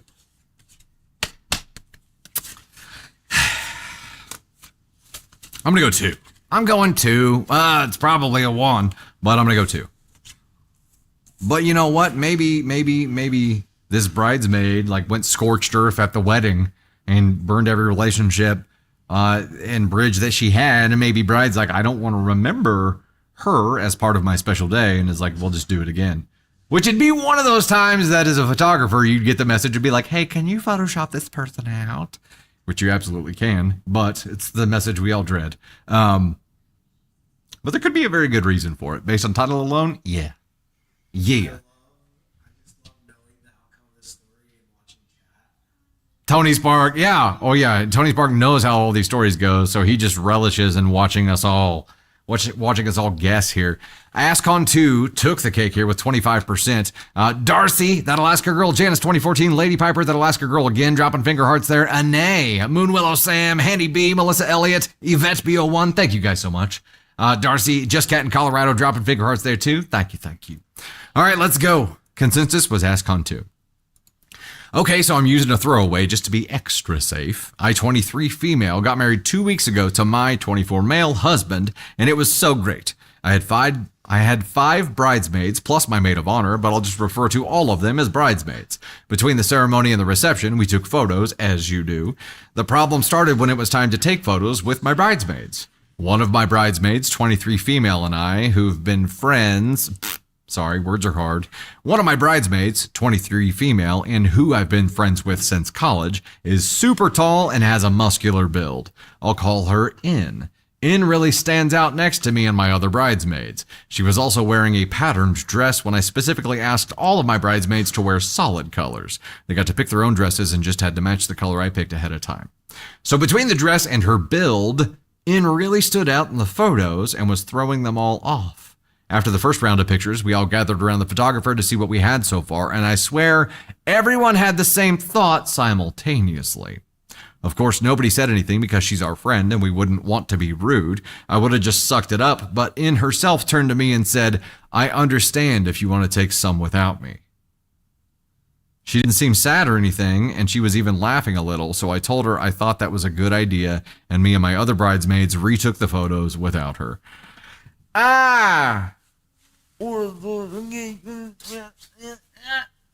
That's if I were around for that conversation or that whole thing, I'd be like, this is really uncomfortable, guys. And if I'm the photographer there who's looking at the pictures and seeing this shit go down, I'm like, this day is fucked.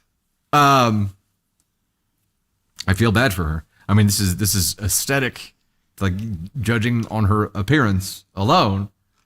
Why did you invite her to be a bridesmaid if you're going to judge her for being tall like this? Like, yes, the pattern dress, I understand. But at the end of the day, she's tall and muscular, and you're judging her for that. That's fucked. Fast forward to about an hour into the reception, In finds me and congratulates me and says something came up and she needs to leave early. So we said goodbye, and that's it. So now it's been 2 weeks since my wedding, and I haven't heard from In at all, but that's not strange since I've hardly heard from anybody since they know I'm on my honeymoon. The photographer sent me the finished photos yesterday, and I posted my favorites on Facebook. I did not include any with In since I was only posting like 30 of the absolute best ones. Pretty quickly after posting them, In messaged me saying how hurt she was that I didn't post any with her in them, and that I took photos without her in the first place. Why would In say what she said? Maybe it's because she could just feel the vibe? Probably. I don't speak girl vibes, so I don't know, but probably.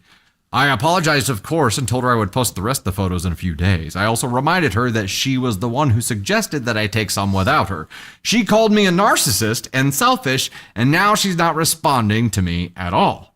I'm so confused since she literally told me I could retake them without her. I also don't think it's such a crime for me to want my wedding photos to be perfect. My husband also agrees with me. However, I can tell that she's really hurt and she's not the type to get worked up like this over nothing.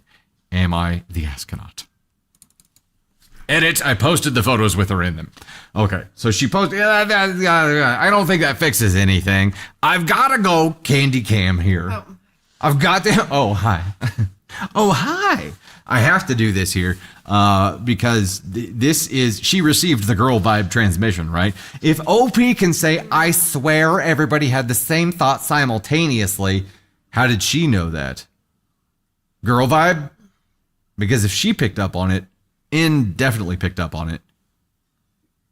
Yeah, I would have said what In said, but I also wouldn't have wore a pattern dress. I get that. Like, that part is the part that's like, that makes her an asshole too. So it's kind of an ESH. Like, I think the bride sucks worse because, like, even if somebody, I can say this now, like, post-wedding, 10 years down the road, I don't fucking care what dress somebody else wore in my wedding photos. I just don't. Like, I care about the day. I cared about having photos from the day. Like, it doesn't, 10 years down the road, the dress won't matter.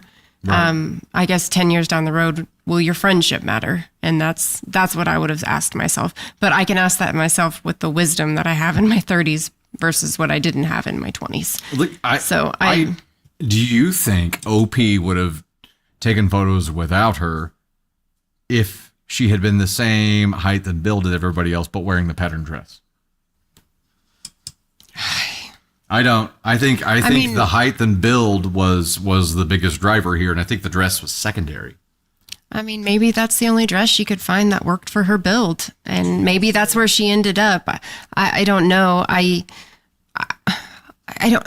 That shit doesn't matter to me, so it's hard for me to feel like that's something that I would get worked up about, like how somebody looks in a dress. Yeah. And like I just don't fucking care. So I feel like, for her to care this much, I would never remove someone that was my bridesmaid from my photos. I wouldn't ask them to step aside. I wouldn't shame them for how tall they are. I wouldn't shame them for their build. And I feel like she's ultra shitty, like super shitty, way shittier than the bridesmaid. And so I don't know, but you feel like In is gets in on the ASCON rating because she wore the pattern dress when she was explicitly told not to. A little bit, yeah. I mean, she's not like a ASCON one or anything, but yeah, she gets a little bit of an asshole thing for that. But I also feel like she felt the vibe and felt like when they were looking at those pictures, she felt it and was like, I'll step aside.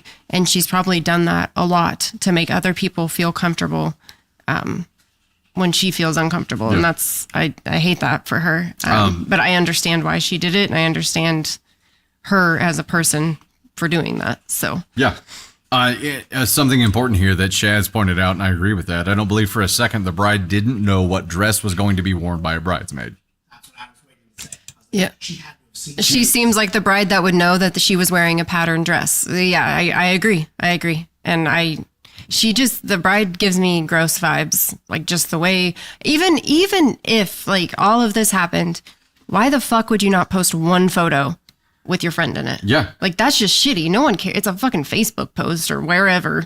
Like, you're just being shitty at that point, not to post the photo. Yep. Agreed. And Ellen, good point. Like, if the issue really is the dress, have the photographer edit the dress. Totally doable. It's a pain in the ass, but doable. She also said between the build and the dress. Yeah, it's the build. And so, what did they say? She said she was hit your button again. Top of where? In was tall, and what was it? Tall and muscular. Is super tall and has a muscular build. My question is, like, why the fuck does that matter if you invite her to be a bridesmaid? If there was even an inkling of a possibility that was going to be an issue for photos, you shouldn't have invited her to be a bridesmaid. That's it. And when you did invite her to be a bridesmaid, I think you turned over the ability to judge for those things. Dress, yeah. But again, that's something she had to have known about ahead of time, and at minimum had the opportunity to do an edit with afterwards. Her picking up on the vibe because you did, surely she did, and she's like, hey, I get it. That was your opportunity to be like, oh no, honey, you're one of us. We're in this together. And instead you were like, I think that would be best. Would you mind stepping aside over here? Okay, come on, girls. And then made her fucking watch while everybody else took pictures. So, yeah. So, you know what? I'm going to revise mine. I think the bride is Dude, ask Con one. And if I was gonna put in on the scale, it would be a 4. You're barely on the pattern for the pattern dress, and that's it. I don't even know the bride. You need to find a new friend because that girl ain't it. Like I don't. I don't think. I don't know. I don't know what she was thinking there. But my gosh, you know what? Like, dudes, we have our shit, right? We have our shit. This ain't it. In no universe would a group of bros showed up, like best men for a wedding, and one of them was like jacked and 8 feet tall, and they're like, bro, you're fucking up the pictures, man. Just step out. It wouldn't happen. See how short his pants are? Bro, why are you wearing a different suit than everybody else? It's because this is the only one that fits a gorilla, dude. The only one. All right, let me get some music going on here. Oh, I'm going to give some thanks for a second. We're going to play a little bit of catch up. We're almost at the TikTok goal, y'all. We are almost unlocking, what was it? Tony Spark and a cake story. And we're at 6 of 10 on the YouTube side, which unlocks a spicy story and Candy Thunder feedback. We have 2 stories to unlock here. In the meantime, Krieger, As Plunda, Ashley, Crystal Williams, Anae, Mama Bear, Lacey, Lex, Diana C. Anthony. Thank you so much for the love. L just became an 11-month sub. Thanks so much for joining the fam. As Plunda, Katriana, Aunt Sue, Keto My Way, No Judgment, dropping the finger hearts there too. That Alaska girl, Kiara Evans, Kelly Belly, Tabby, Kiara Evans again there, Silver, Just Cat in Colorado, Jerry, Katriana, Darcy, Angela, That Alaska Girl, Janice 2014, Lady Piper, Alaska Girl again dropping 151 of the finger hearts. Thank you so much. Kiefer Clevenger, Mama Says So, Katriana, Mary, Brennigan Minardi, you guys are awesome. Thanks so much. Real Broad, you're 6'4" in heels. This is you every time you're a bridesmaid? Man. So, wait, okay. Do you ever get excluded from pictures because of your height? I don't know. It feels pretty wild, right? Feels pretty wild. Okay. We have possibly a story from Tater Thunder, but she's wandered off momentarily. Jackie Haylock Travi, thank you so much. Says love your show. You get put in the back, Real Broad. Yeah, that's right. And you'll still wear those heels. Heck yeah. Almost you did your project, Hatter, because making necklaces are tough. I don't know that I would have the patience for it. I don't know. All right. Tater Thunder has a funny Navy story for us. You ready? Yes, ready? No ready? Slowly ready. Which is the norm. Okay. Hop on up. I took Navy to the dentist yesterday for the first time. And she did an excellent job. Like, she was so great. She was nervous about it, but once she got in the chair, she was like she was born to go to the dentist. And the hygienist asked her where she went to school, and she looked at her and did her Navy hair flip, and said, "I go to pretty school." And I'm like, preschool. You go to pretty school. You go to preschool, not pretty school. Pretty school with the hair flip. Yeah. Like, oh boy. And I'm like, this whole time she's thought it was called pretty school. Go to pretty school instead of preschool. And I'm like, maybe. You have a bow. Yeah, I do. Oh, you had a bow on you. Yeah, that Alaska girl said the bow. That was cool. So yeah, it was the hygienist was like, I had to stop what she was doing and like double over from laughter. And I'm like, this is the best. And I told Tony, and he's like, she really is Glinda from Wicked. She's Glinda. I keep trying to find her, and she's right there. Yeah. She's Glinda. What are you doing? What are you doing to me? Are you being a cat? It was the best. But she also did so good at the dentist office. I was so proud of her. There's a bow on you too? Yeah, oh, yeah. Goodness. Oh. Okay. We got to read some more stories, kiddo. Let's go see Ava.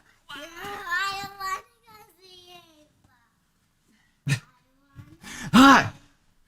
That's why my friends call me Whiskers, because I'm curious like a cat. She was rubbing her face on my beard like a cat. Got me thinking of Harry Carey. Navy Bear. Decided to start a new project mixing video game characters and necklaces. Terrible idea, Hatter. Well, they all seem like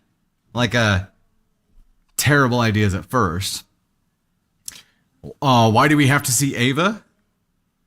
Ava's not here. Well, since she, can drive now, I don't even see Ava. I'm just kidding. We see her, but not nearly as much. Julie sending the flowers over on the YouTube side. Thank you so much for the love. Appreciate that. Pretty sure Navy got it right. Yeah, me too. Me too. She meant what she said, and she said what she meant. That's what Navy said in the background. Oh, why do we have to see Ava? Oh. Mike picked that up. Oh, she doesn't want to leave the cat. Okay. Gotcha. If you weren't here in the beginning of the stream, we have the cat now. It is a Jupiter Thunder. She's very nervous and hiding under furniture. So eventually, you get to meet Jupiter Thunder. She's come out 3 times to me, though. Nice. Of course she came out to you. I put on my Snow White face. My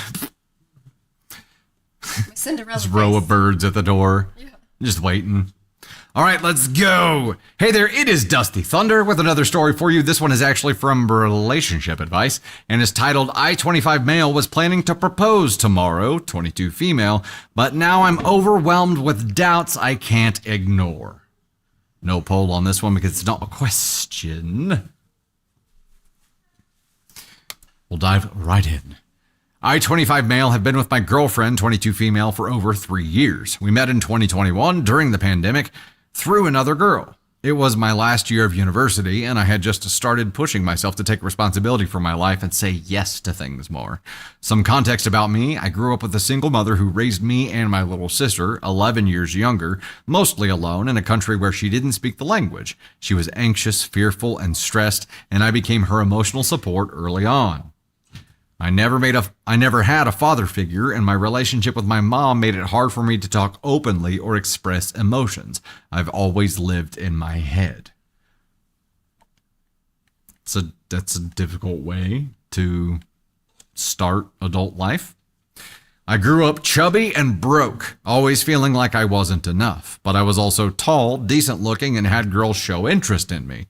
Still, I never had a relationship. I focused on school, work, gaming, swimming, and guitar. I had no idea how to date or be vulnerable. Meeting my girlfriend changed that. She was my first in every way, and I was hers. That connection felt deep and meaningful. I moved out of my family home so I could live closer to her, and now she's here almost every day. We kind of live together part-time, and honestly, most of the time, it's peaceful and good. I feel cared for and grounded. But sometimes, But something happened a couple of months ago into the relationship that's still affecting me. I screwed that up too. But something happened a couple of months into the relationship that is still affecting me. I started noticing things about her appearance I hadn't before. She's overweight, around 15 kilograms, has a crooked nose, a neck hump, and a double chin. Hold on. What? But, What the fuck? OP just listed this shit that he started noticing about his girlfriend.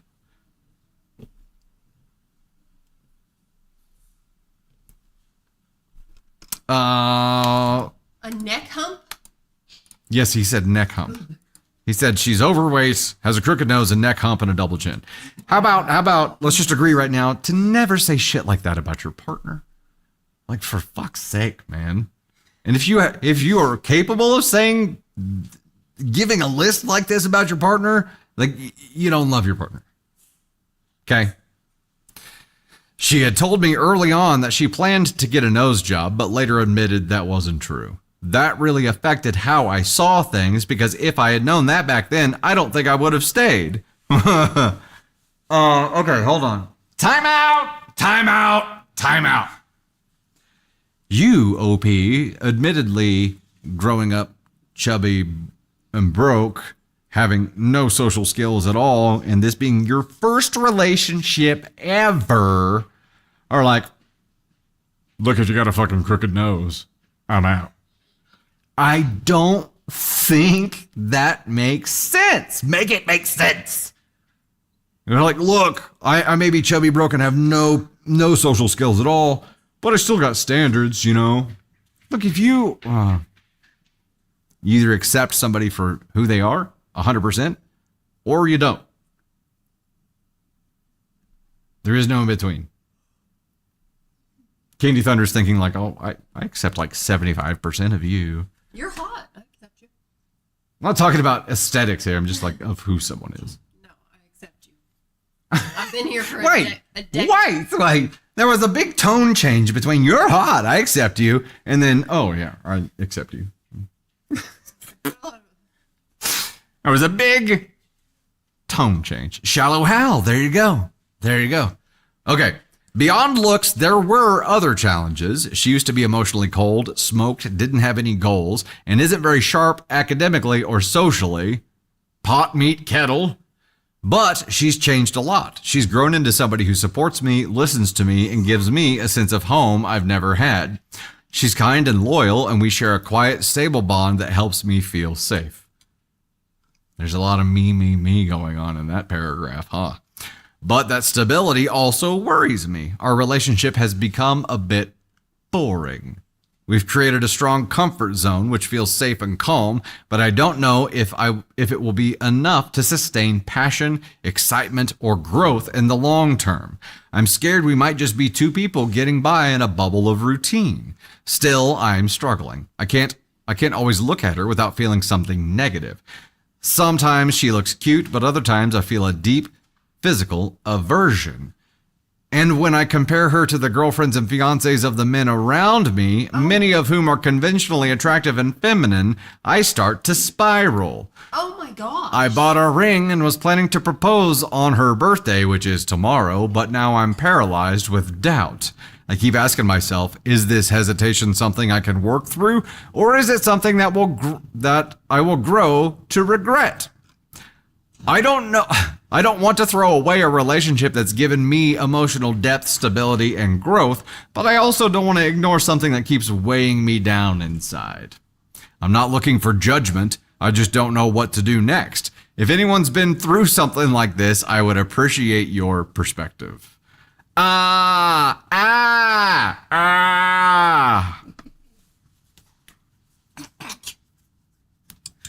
sure he's like, Hey, hold on. I just 10. want to clarify. OP's not looking for judgment, y'all. OP does not want judgment. That's not why they're here. they want to know if somebody. Here's the thing. If you had a crooked nose or what the fuck ever, I don't even know what else he said. A humpback. I'm not sure. But if you had those things, I wouldn't care because I love you. So the bottom line is he cares because he doesn't love her. Otherwise, those things don't, like, he's fallen out of love. Even if he ever did love her, I don't even know if he's quite capable of that yet. But I don't think he is. If you're going to degrade somebody like this, why the fuck do you have a ring in your pocket asking them to marry you? Because clearly that's not what you're looking for. But you know what? You should break up with a person who gives you peace and stability and home that you've never had before. You should break up with that girl so she can go find somebody who truly loves her. And then you can go get with somebody who doesn't give a flying fuck about your emotional stability and the home and all of this peace that you so desperately seek. You can go find somebody who's on arm candy, who treats you like shit, because at this point, that's what you deserve, in my opinion. Agreed. And also, Elise, this just popped up and it's perfect. She might have a hump from carrying the weight of their relationship on her shoulders, clearly. That's great. That's perfect. Yeah, so if the only reason that you are hanging on and the only reason you're thinking about proposing is because of what she does for you, you don't need to be proposing. No. You don't need to be in a relationship. You don't need to be wasting this person's time, because she's probably a great person. And instead, you are just using her for what she provides you. What do you provide her with exactly? What do you give in this relationship? Magic Drop saw the comment. Yeah, red pill's very common with online gamers. I mean, I could see how that could happen, but I think, I don't know. I don't know. You don't love this girl, and this is your first relationship. So like it's you've got to hear the hypocrisy coming out, man. You gotta be able to feel that and see it, and to say, like, I I love her. She's done so much for me. That's not loving somebody. Loving them for what they do for you is not love. It's appreciation. Or just taking advantage of someone. Taking advantage of someone. And why are you proposing? So that you can secure the things that she does for you for life? And that's the only reason? But you don't accept her. You only accept what she gives you. And that's not okay. Yeah, I know you're not asking for judgment, and I don't fucking care, because you're getting judgment here. Because this person that you're with, that you are lying to on the daily and behind her back judging and using, you are a giant dick too. And look, you had, because of your upbringing, like everybody thinks they're doing the right thing, right? OP grew up essentially being emotionally manipulated as a support tool, and doesn't know how to do this. But something has given him the idea that he's better than what he's getting here. So like he's been conditioned into believing this. It doesn't matter for me. I think this is a wake up call, dude. You're a dick. You're an ASCON one. You're the worst. Like, how dare you treat another human being like this? I understand that you don't know how to do this. This is me telling you this ain't it. And if somebody did this to you, you would be heartbroken. That's the thing. Like the whole do unto others thing, right? This is the thing. If somebody did this to you, you would be destroyed. Frickin' puzzles. Okay, if somebody did this to you, you would be absolutely destroyed. Mama Silver dropped a 2 on the YouTube side, says, I yelled the same thing at the screen, Candy. Hot like all. Katie the Red dropped the 10 bomb here, said roses are red, cactus is prickly. Holy shit, that escalated quickly. Clearly, this guy has some growing up to do before he's ready for a relationship, let alone ready for marriage. 100%. Thank you for the super, by the way. What's up, baby girl? Are you leaving? I'm going to miss you too. But you know what? I will see you super soon. Not long now at all. Like, I'll see you in like 2 hours or less. Bring your cat to Disney World? I don't think Jupiter's going to be ready for Disney World. I'm gonna miss her. Well, you're going to see the cat in just like 2 hours as well. That's long. Well, the cord? The 2 hours. Come on, sweetie. Oh, 2 hours is long. Yeah. All right. I love you, kiddo. I'll see you in just a little bit. Love you, mama. See you soon. Bye, Navy. I'll be right back. Bye, Candy. She'll be back. Say here, Bay Fox, member for 11 months of the Gut Shack and Thunder Crew, says, I'll take the bear. There you go. There you go. Needs counseling. Yeah. Jupiter could chase Mickey, Amanda. That would be a sight. Margarita dropping floating hearts over there on the YouTube side. Thank you so much for the love. Appreciate that. Real bro, those shorts just unlocked a memory for you. I know. That's some early 80s vibe going on there, isn't it? Early 80s vibe. We did hit the goal over on the TikTok side here as well. So hey, look at you guys. You're just knocking it out. And that was for Tony Spark appearance and a cake story. Look at that. You done did it.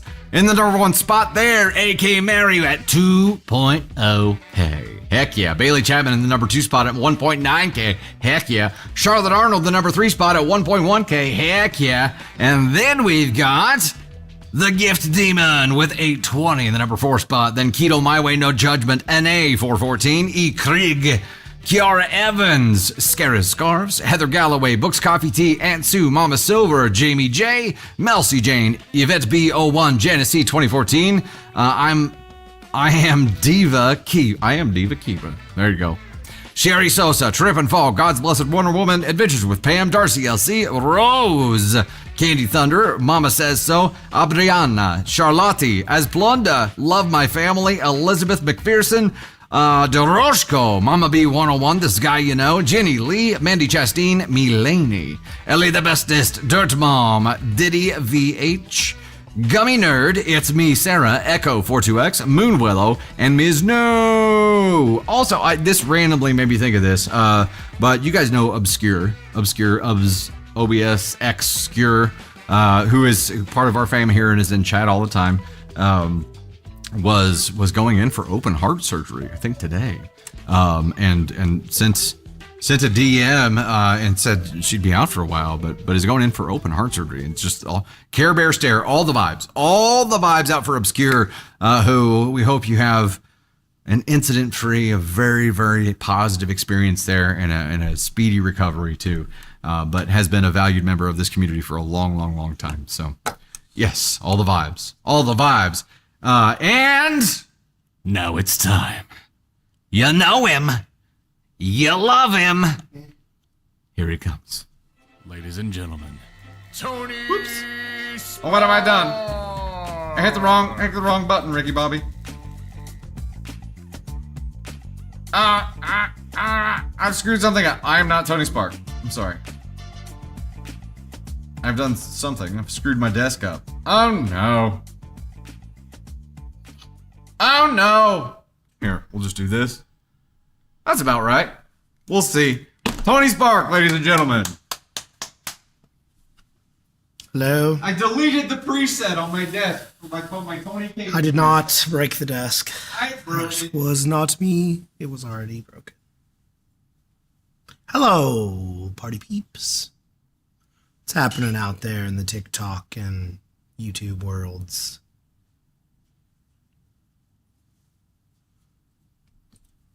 I'm good. How are you? How's everybody doing today? I don't know what the weather's like where you're at, but it's hot today. It's like it feels like a summer day today. It's very nice. Oh, for those of you who follow at Tony Spark _, I know there's cobwebs growing on my TikTok channel, but I posted a video last night for the first time in 4 months. I didn't realize it had been 4 months. 3.5, almost 4 months. So you guys should go check that out. It was a little quick recap of my weekend at the NASCAR races in Kansas City. It was fun. Some would say too much fun. But yeah, I realized that I hadn't posted a TikTok in a really long time. When I was like, oh, what's the last TikTok I posted? And it was from January 26th. I was like, ew. It's not great. Yeah, it was fun. NASCAR was a lot of fun. The weather was beautiful. I finally got a little color. I got a little tan. Got burnt. The back of my neck is fried. Like, it hurts. Yeah. 50 Swifties ago. Yeah. That's the last one I posted. The last one I posted was the most viewed video I ever had, which was Taylor and Travis hugging after the AFC Championship game. And I got like 290,000 views. And then I posted yesterday and I got like 100 views. So that was great. What? Yeah. Hey, what's up, Josh? Yeah, he's here. That's where I was at, Faith Reacts in Kansas City. I know, a Swiftie hype edit. I 100% made it for that reason, because I knew it would get views because of that. So, yeah. Apparently the NASCAR views didn't work out as good as the Swiftie views worked out. What's up, Arkansas Alley? It was one of those two. I couldn't find a sound I liked for the video, so then You just said fuck it. I should have made multiple videos, and I didn't. And I just edited it down to one video, and it was not great. And that's when you gave up. It was not great, and I was like, screw it, I'm just going to post it.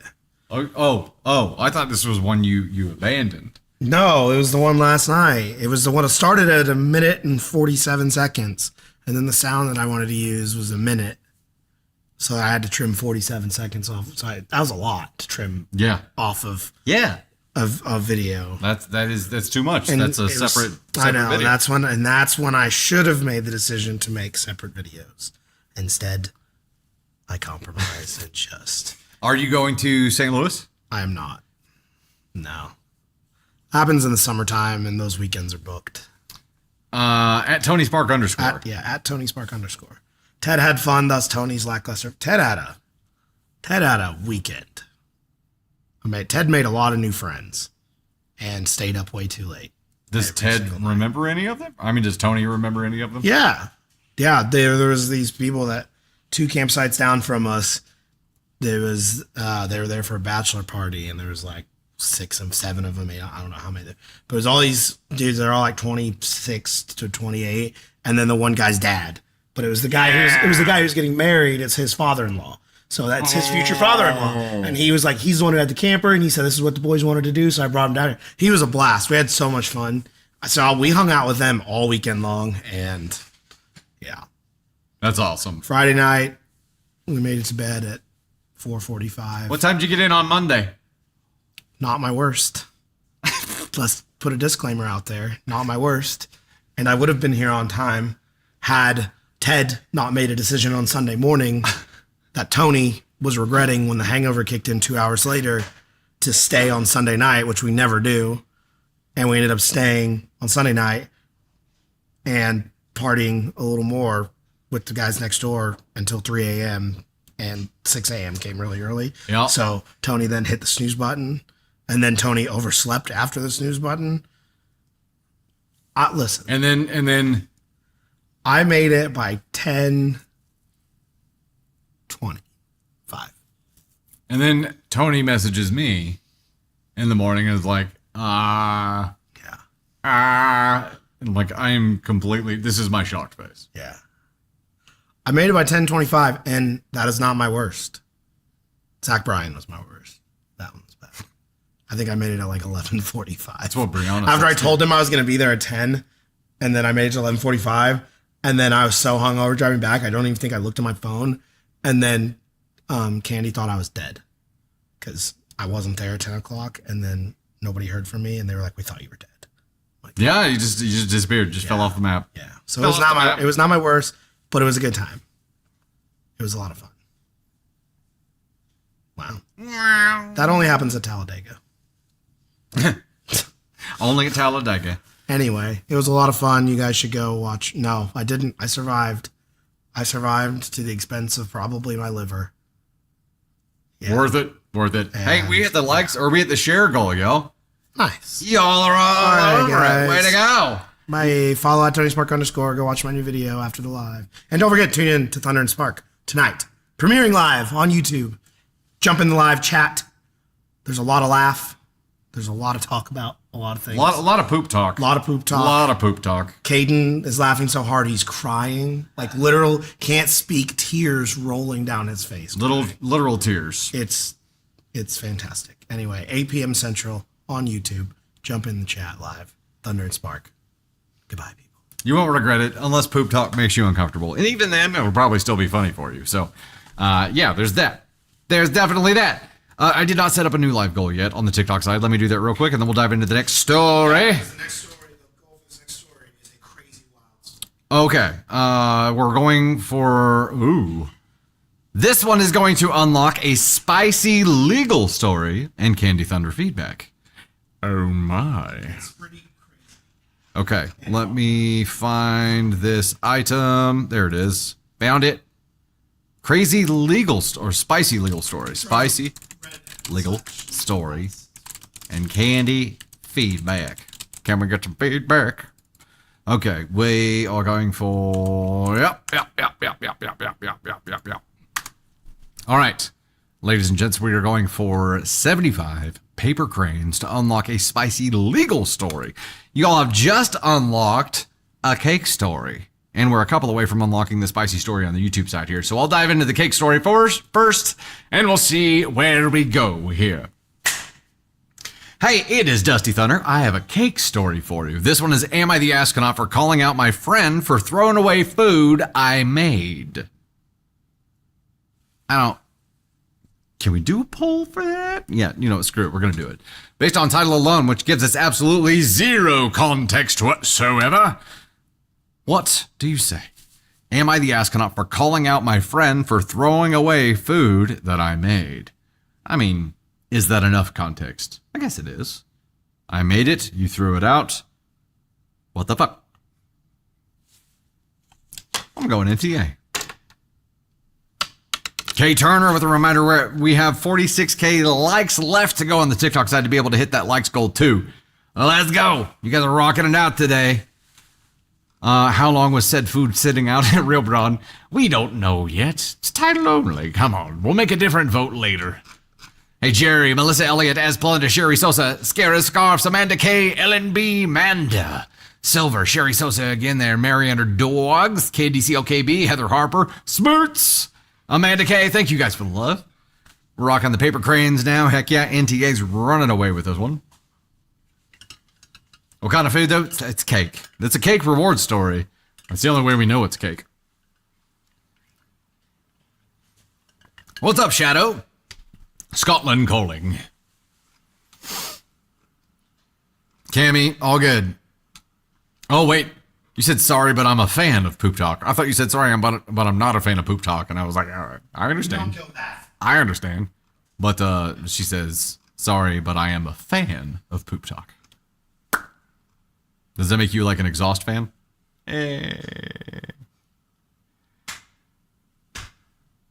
I'll see myself out. All right, NTA did indeed take the cake here with... Show me the percentage. Show me the percentage. Won't show me the percentage. With a lot. We'll just put it that way. NTA won. Title again, Am I the Astronaut for calling out my friend for throwing away food that I made? Trying to stay anonymous, so throw away. I, female 30, love cooking and baking and will gladly invite my friends over to eat whatever I've made. It has become a tradition of sorts to meet up at mine whenever I go on a baking spree, and the group overall really enjoys what I make. I have one friend, let's call him Jay, 28, with a compulsive need to throw away food. Wait, what? Hold on. Who has a compulsive? Who has a compulsive need to throw food away?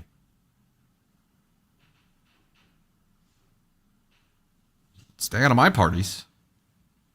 Now, I know this, and he's explained to our group years ago that he's always needed to have food left on his plate by the end of the meal. Sounds like it should be no big deal, right? Huh.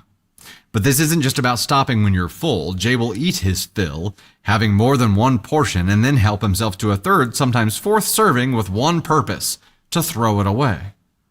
A month ago, a few friends ended up coming to mind because I had experimented with some new recipes. Jay ended up eating one large portion of food. He said he was full, but took another serving, which he ended up throwing away. He actively plated a second portion and then played with the food enough for me to not even consider saving it as leftovers for myself.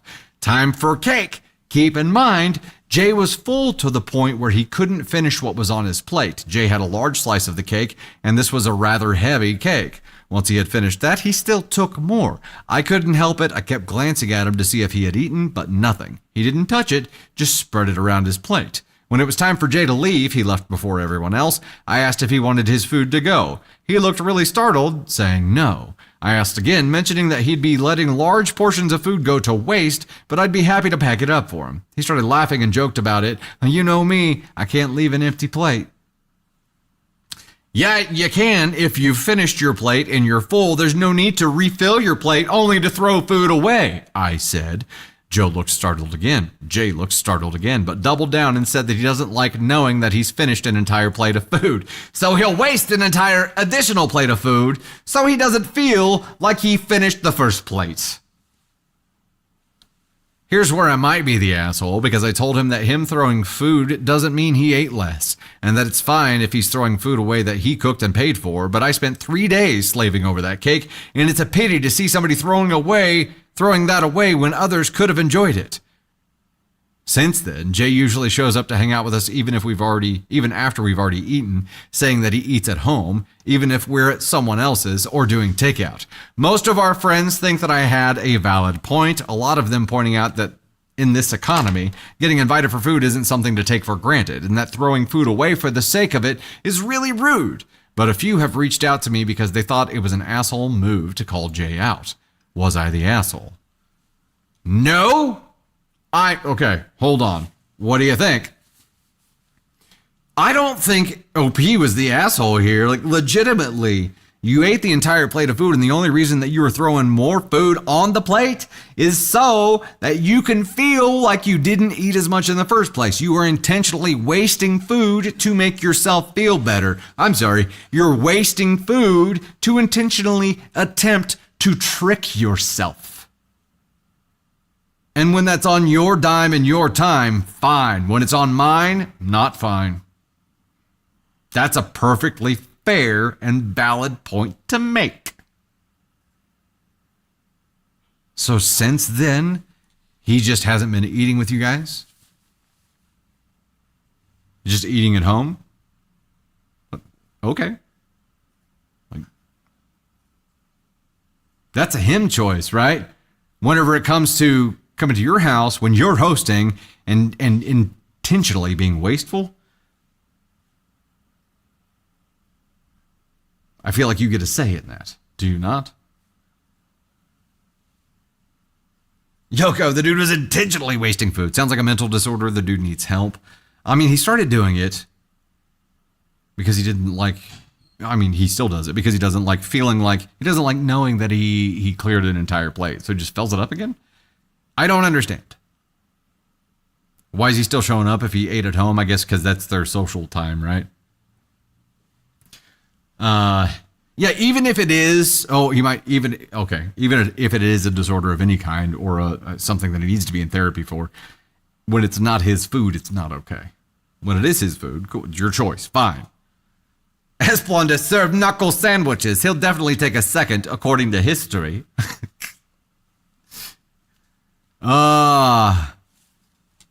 Oi. Why was he invited if everybody knows how he is? That's a good question. So, okay, so to that point, maybe having OP ahead of time, being like, okay, all right, Jay, we're not going to play your plate game this time. You get to fill your plate once. Once you're full, you're full. I am not giving you an extra plate of food just for you to throw it away. We are not doing that. Do you understand? Do you agree? And I mean, at least Jay is eating at home now so that he doesn't put this pain on other people, right? It's the other people that are reaching out and calling OP an asshole for it that I don't understand. I don't understand like what their investment here is unless Jay is just going and just putting on a big production about this. If you have watched the 4 seasons, is it the 4 seasons or just 4 seasons? The 4 seasons? I don't know. Is it Claude? Claude, the Italian guy, his partner says he lives in his own opera 24/7. I kind of imagine Jay being a little bit like that when it comes to him telling other people, getting other people riled up enough for them to call you and bitch you out for this. I feel like he's got to be putting on a show for it, right? Amanda K says, I say possible ASCOM 1. You could have done it in private. Okay, well, a could have done it differently is an ASCON 4. A should have done it differently is a 3. So, I mean, if that's the case, you could have done it in private. But this has been a long time, and I feel like if you have something like this that you do that wastes other people's food, you're going to get called out on it. It's just a matter of time. I'm still sticking with NTA. I respect where you're at, though, and it could have been handled differently. It could have been handled in private.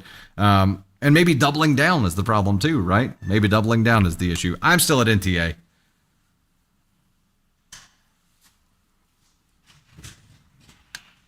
Pretty darn yarn. He needed the public shame. Yeah, I mean, whether that's going to be constructed or, well, it created some change. It might be overcorrective change for him, just eating at home and not even attempting to eat with other people now, right? Holy crap, y'all hit the paper crane goal already.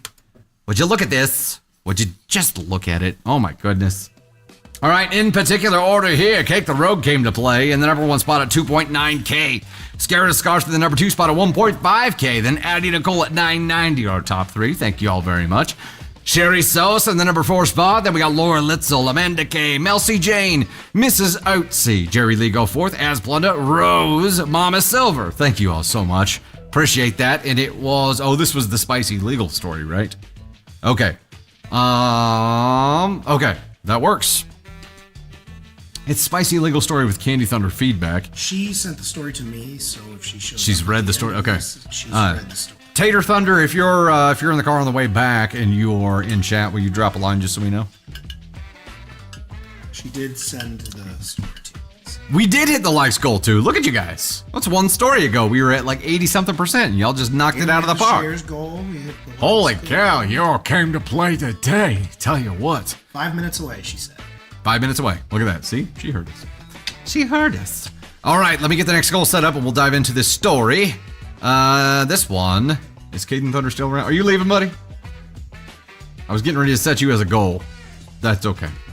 We'll figure it out. We'll figure it out, man. See you, dude. Love you. Caden Thunder exiting the building, ladies and gentlemen. Give him lots of lightning bolt love. Okay. I was just getting ready to type his name, and I'm like, I don't know that he's going to be around for that. Come on, TikTok. Let me do this.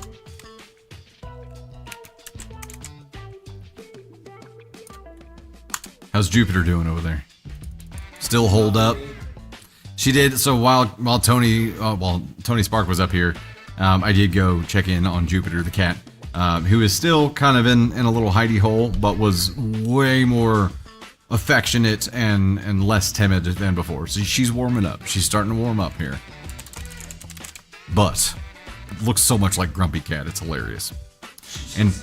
And all but her head is shaved right now too. They had to shave her, so she's like the jankiest looking cat you could ever imagine right now. And of course we're like, yep, that's the one. That's the one. That's the one. Oh yeah.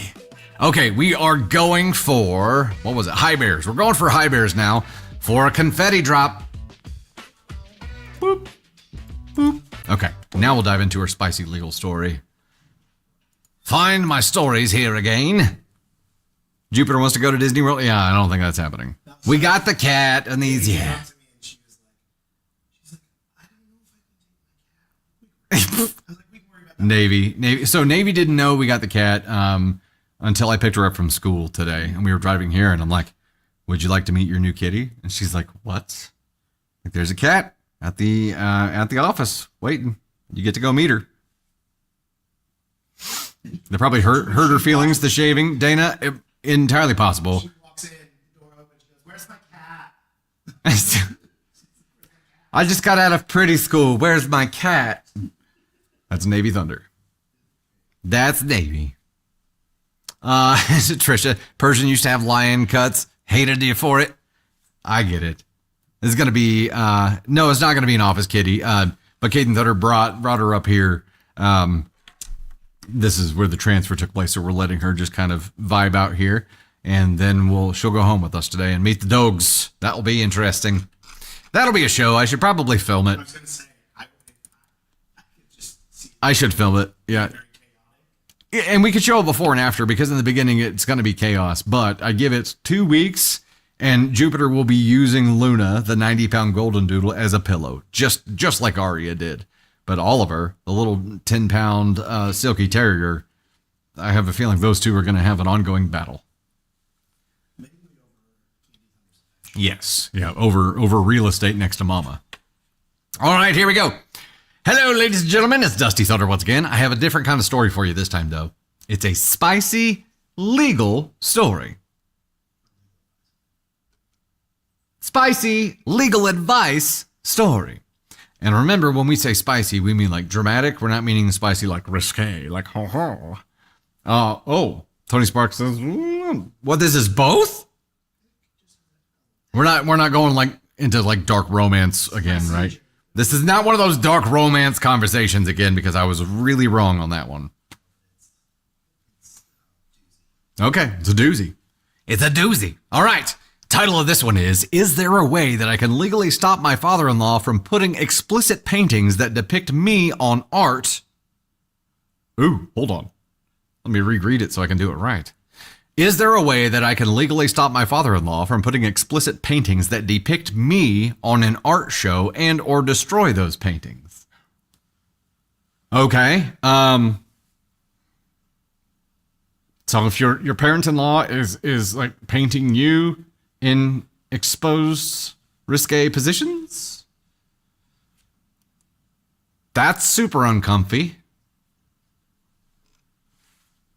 Disclaimer before I dive into this, of course. We are not licensed attorneys and are in no way giving legal advice. Advice given on the story is purely for entertainment purposes. Thanks. Full background. So a while ago, my 24 female father-in-law, 60 male, asked me if he can use me as an inspiration for a series of paintings he's been working on. I said it was, he said it was about the goddess of beauty, Aphrodite. And he said it'll be an honor to get inspiration from me because he thinks I'm beautiful. I was flattered and told him as long as it's artful and not like a portrait, it was fine. Because at the time, I was mainly worried and felt embarrassed to be portrait like the goddess of beauty. And he promised me it would be artistic and I have nothing to worry about. So I forgot about it for a while. But about a week ago, he invited me and my husband, 30 male, to his place saying the paintings were done. So we went there and the paintings were very accurate and explicit depictions of me naked. How would they be accurate of you naked? Like, did he get photos? And it wasn't just inspiration, but accurate down to not just my face and how I looked, but details of how my body looked, like even how my private parts looked. A mole I have on my bottom and more. Okay. That's disgusting. Okay, wait. So did your hubby supply him with photos or descriptions or like what? Apparently, my husband was in on it too. Well, there you go. And he consulted his father in the process so they could be as accurate as possible, so they could be as accurate or perfect as they can be. And he thought this was a grand romantic gesture. I felt so embarrassed and violated, so I started freaking out. And they acted confused on why I'm angry when he chose me as the symbol of beauty and thought that I would be flattered, honored, moved, and all that shit. Then he said he submitted this series to a pretty big regional art show and got selected to put his paintings on it. I freaked out more and told him that he can't do that, but he was saying it is a pretty good deal for him, and he thought it would be a nice surprise for me, and I should be honored too. Yeah, you know what? I've been really wanting my spread butt cheeks to be in an art show seen by like hundreds, if not thousands of people. I have been wanting that. I am flattered. Thank you. Especially the ones painted by my father-in-law. Yes, my father-in-law painted these, and yes, that's my butt mole. I talked to my husband, or tried to talk to my husband, but he's more supportive of his father, saying his father gave up on art when he was young to support his family, and now he's finally pursuing his dream. His dream is your wife's naked body. That doesn't bother you? And it is a big deal for him to be selected for that kind of show. And he doesn't see a problem with it because it's just art. When they are very sexual and degrading depictions of me, maybe this will help you to understand why I'm freaking out to this level. The paintings are not like those classical paintings with artistic nudes, but most of them have me spreading my legs or bottom in very sexual manners. I was joking about the spreading butt cheeks, but that's actually what it is. Also, if hubby was consulting on this, he wasn't just telling him. He was sharing pictures. What the fuck? I demanded to pull out of the show and destroy all the paintings, but my father-in-law keeps saying he won't have time to repaint, and he doesn't know if the committee will even take repainted work. So he says he will see if they accept partial repaint and tweak my face a little, but he'll have to leave most of the paintings the same, my hair color, body, and all. I don't get how they could ever think that this was appropriate or that I would be honored to find this romantic, and it is really hard to convince him when my husband is on the same boat as his father. So it has been really hard to get him to stop. So now I'm looking to see if there are any legal ways. Any help would be appreciated. Thank you. I would think that there would be legal grounds here because they're using your likeness without your consent. Now, there was a verbal agreement for him to use you as the inspiration of Aphrodite for these pictures, but he then misrepresented what he would be doing with them. I think you have a case here. I'm not a lawyer, so my opinion means jack shit. But I would think that you'd be able to do something with this. And like commenters are saying here, I would call so many lawyers so fast. even if one of them is like, I think we may be able to do something that can probably slow down the process, which means they wouldn't make it to that art show, right? And even if he's just offering to change the face, that's not enough. I'm sorry. You've depicted my entire body accurately. You can't use any of it. Tater? My question for Chad is, would you stay married? Because I would be on the phone with a lawyer, a divorce lawyer. Like, I would be on the phone like this. The fact that you didn't back me when I'm telling you I am unfucking comfortable is the end of our marriage. Like, especially to this degree. And it's her father-in-law. Father-in-law. He is a fatherly figure in her life. He is an in-law, and he has painted her naked. That is a line that feels very, very like you should, like no one in this world should cross that line. And the husband is supplying the information. Information being photos. I mean, there's no way that you could just describe that and get your so creepy. Your butt mole correct, right? Like it has to be. So sure, your father-in-law is not only looking at naked pictures of you, but painting. I'm so grossed out. Using that as inspiration for paintings. And I'd have a team of attorneys. How does it feel to know that your naked butt is what got him passionate about painting again? He's like, oh, this whole time I just needed this. Yep. Oh my goodness. It's so gross. Yes. Call all the lawyers and a divorce attorney. Yes, Yeah. I would go there too. Here's my team. Welcome. Like, I don't know. It's not okay. I don't know how does this even come about? How do you even think, yeah, you know what would make my daughter-in-law feel really good about herself is if I painted a picture of her with her legs spread. And then I'm going to enter it into a show where I can show it off so like everyone knows her and can see her face, and then they can see her like in a really. If I profit off of her naked body, it's not creepy, right? Like if I sell paintings and, if I receive like awards and if people pay attention to what I'm doing with her naked body, then it's not creepy, right? No, it's more creepy. Yes, Bay Fox. Where's Olivia Benson? She would be all over this case. Oh, yeah. I feel like this is an SVU. This is a special victims unit case. Yes. I think you should call all the lawyers. And I think you should let hubby and creeper-in-law know that you are calling all the lawyers to get this stopped because it is a violation. I feel like the father-in-law is like using this art thing to satisfy, like, I don't know, but I don't know what he's doing, but Well, he has to know it's not okay. It's beyond gross. He and hubby. And the fact that his son, your partner here, it's like they're a team on this, makes it even worse. So you've got a lot of shit to work through here. But the first thing is just stopping those paintings from making it to that art show. I would not destroy them myself, right? Like, I think you're going to get yourself into some kind of destruction of property problem there, but I think you legally can prevent them from being shown. So that's the route I would take as quickly as possible. It said that she tried to contact the place, right? And they said there was nothing that they could do. And like, I'm telling you right now that there are pictures of me naked without my consent coming to your show. How can you not stop this? I mean, if I'm that person, like, I would be pulling that.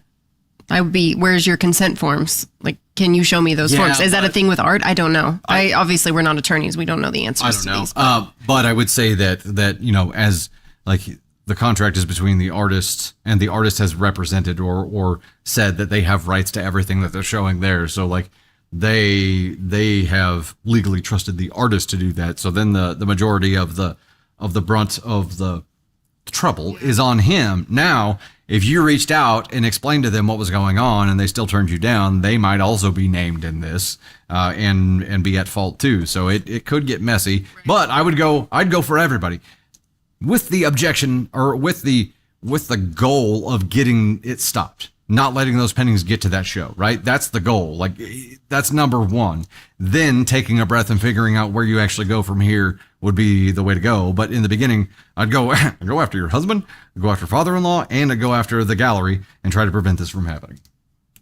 I would get an attorney. I would send something to the art gallery first to see if you can stop them from going into the show. Yeah. I mean, I don't care.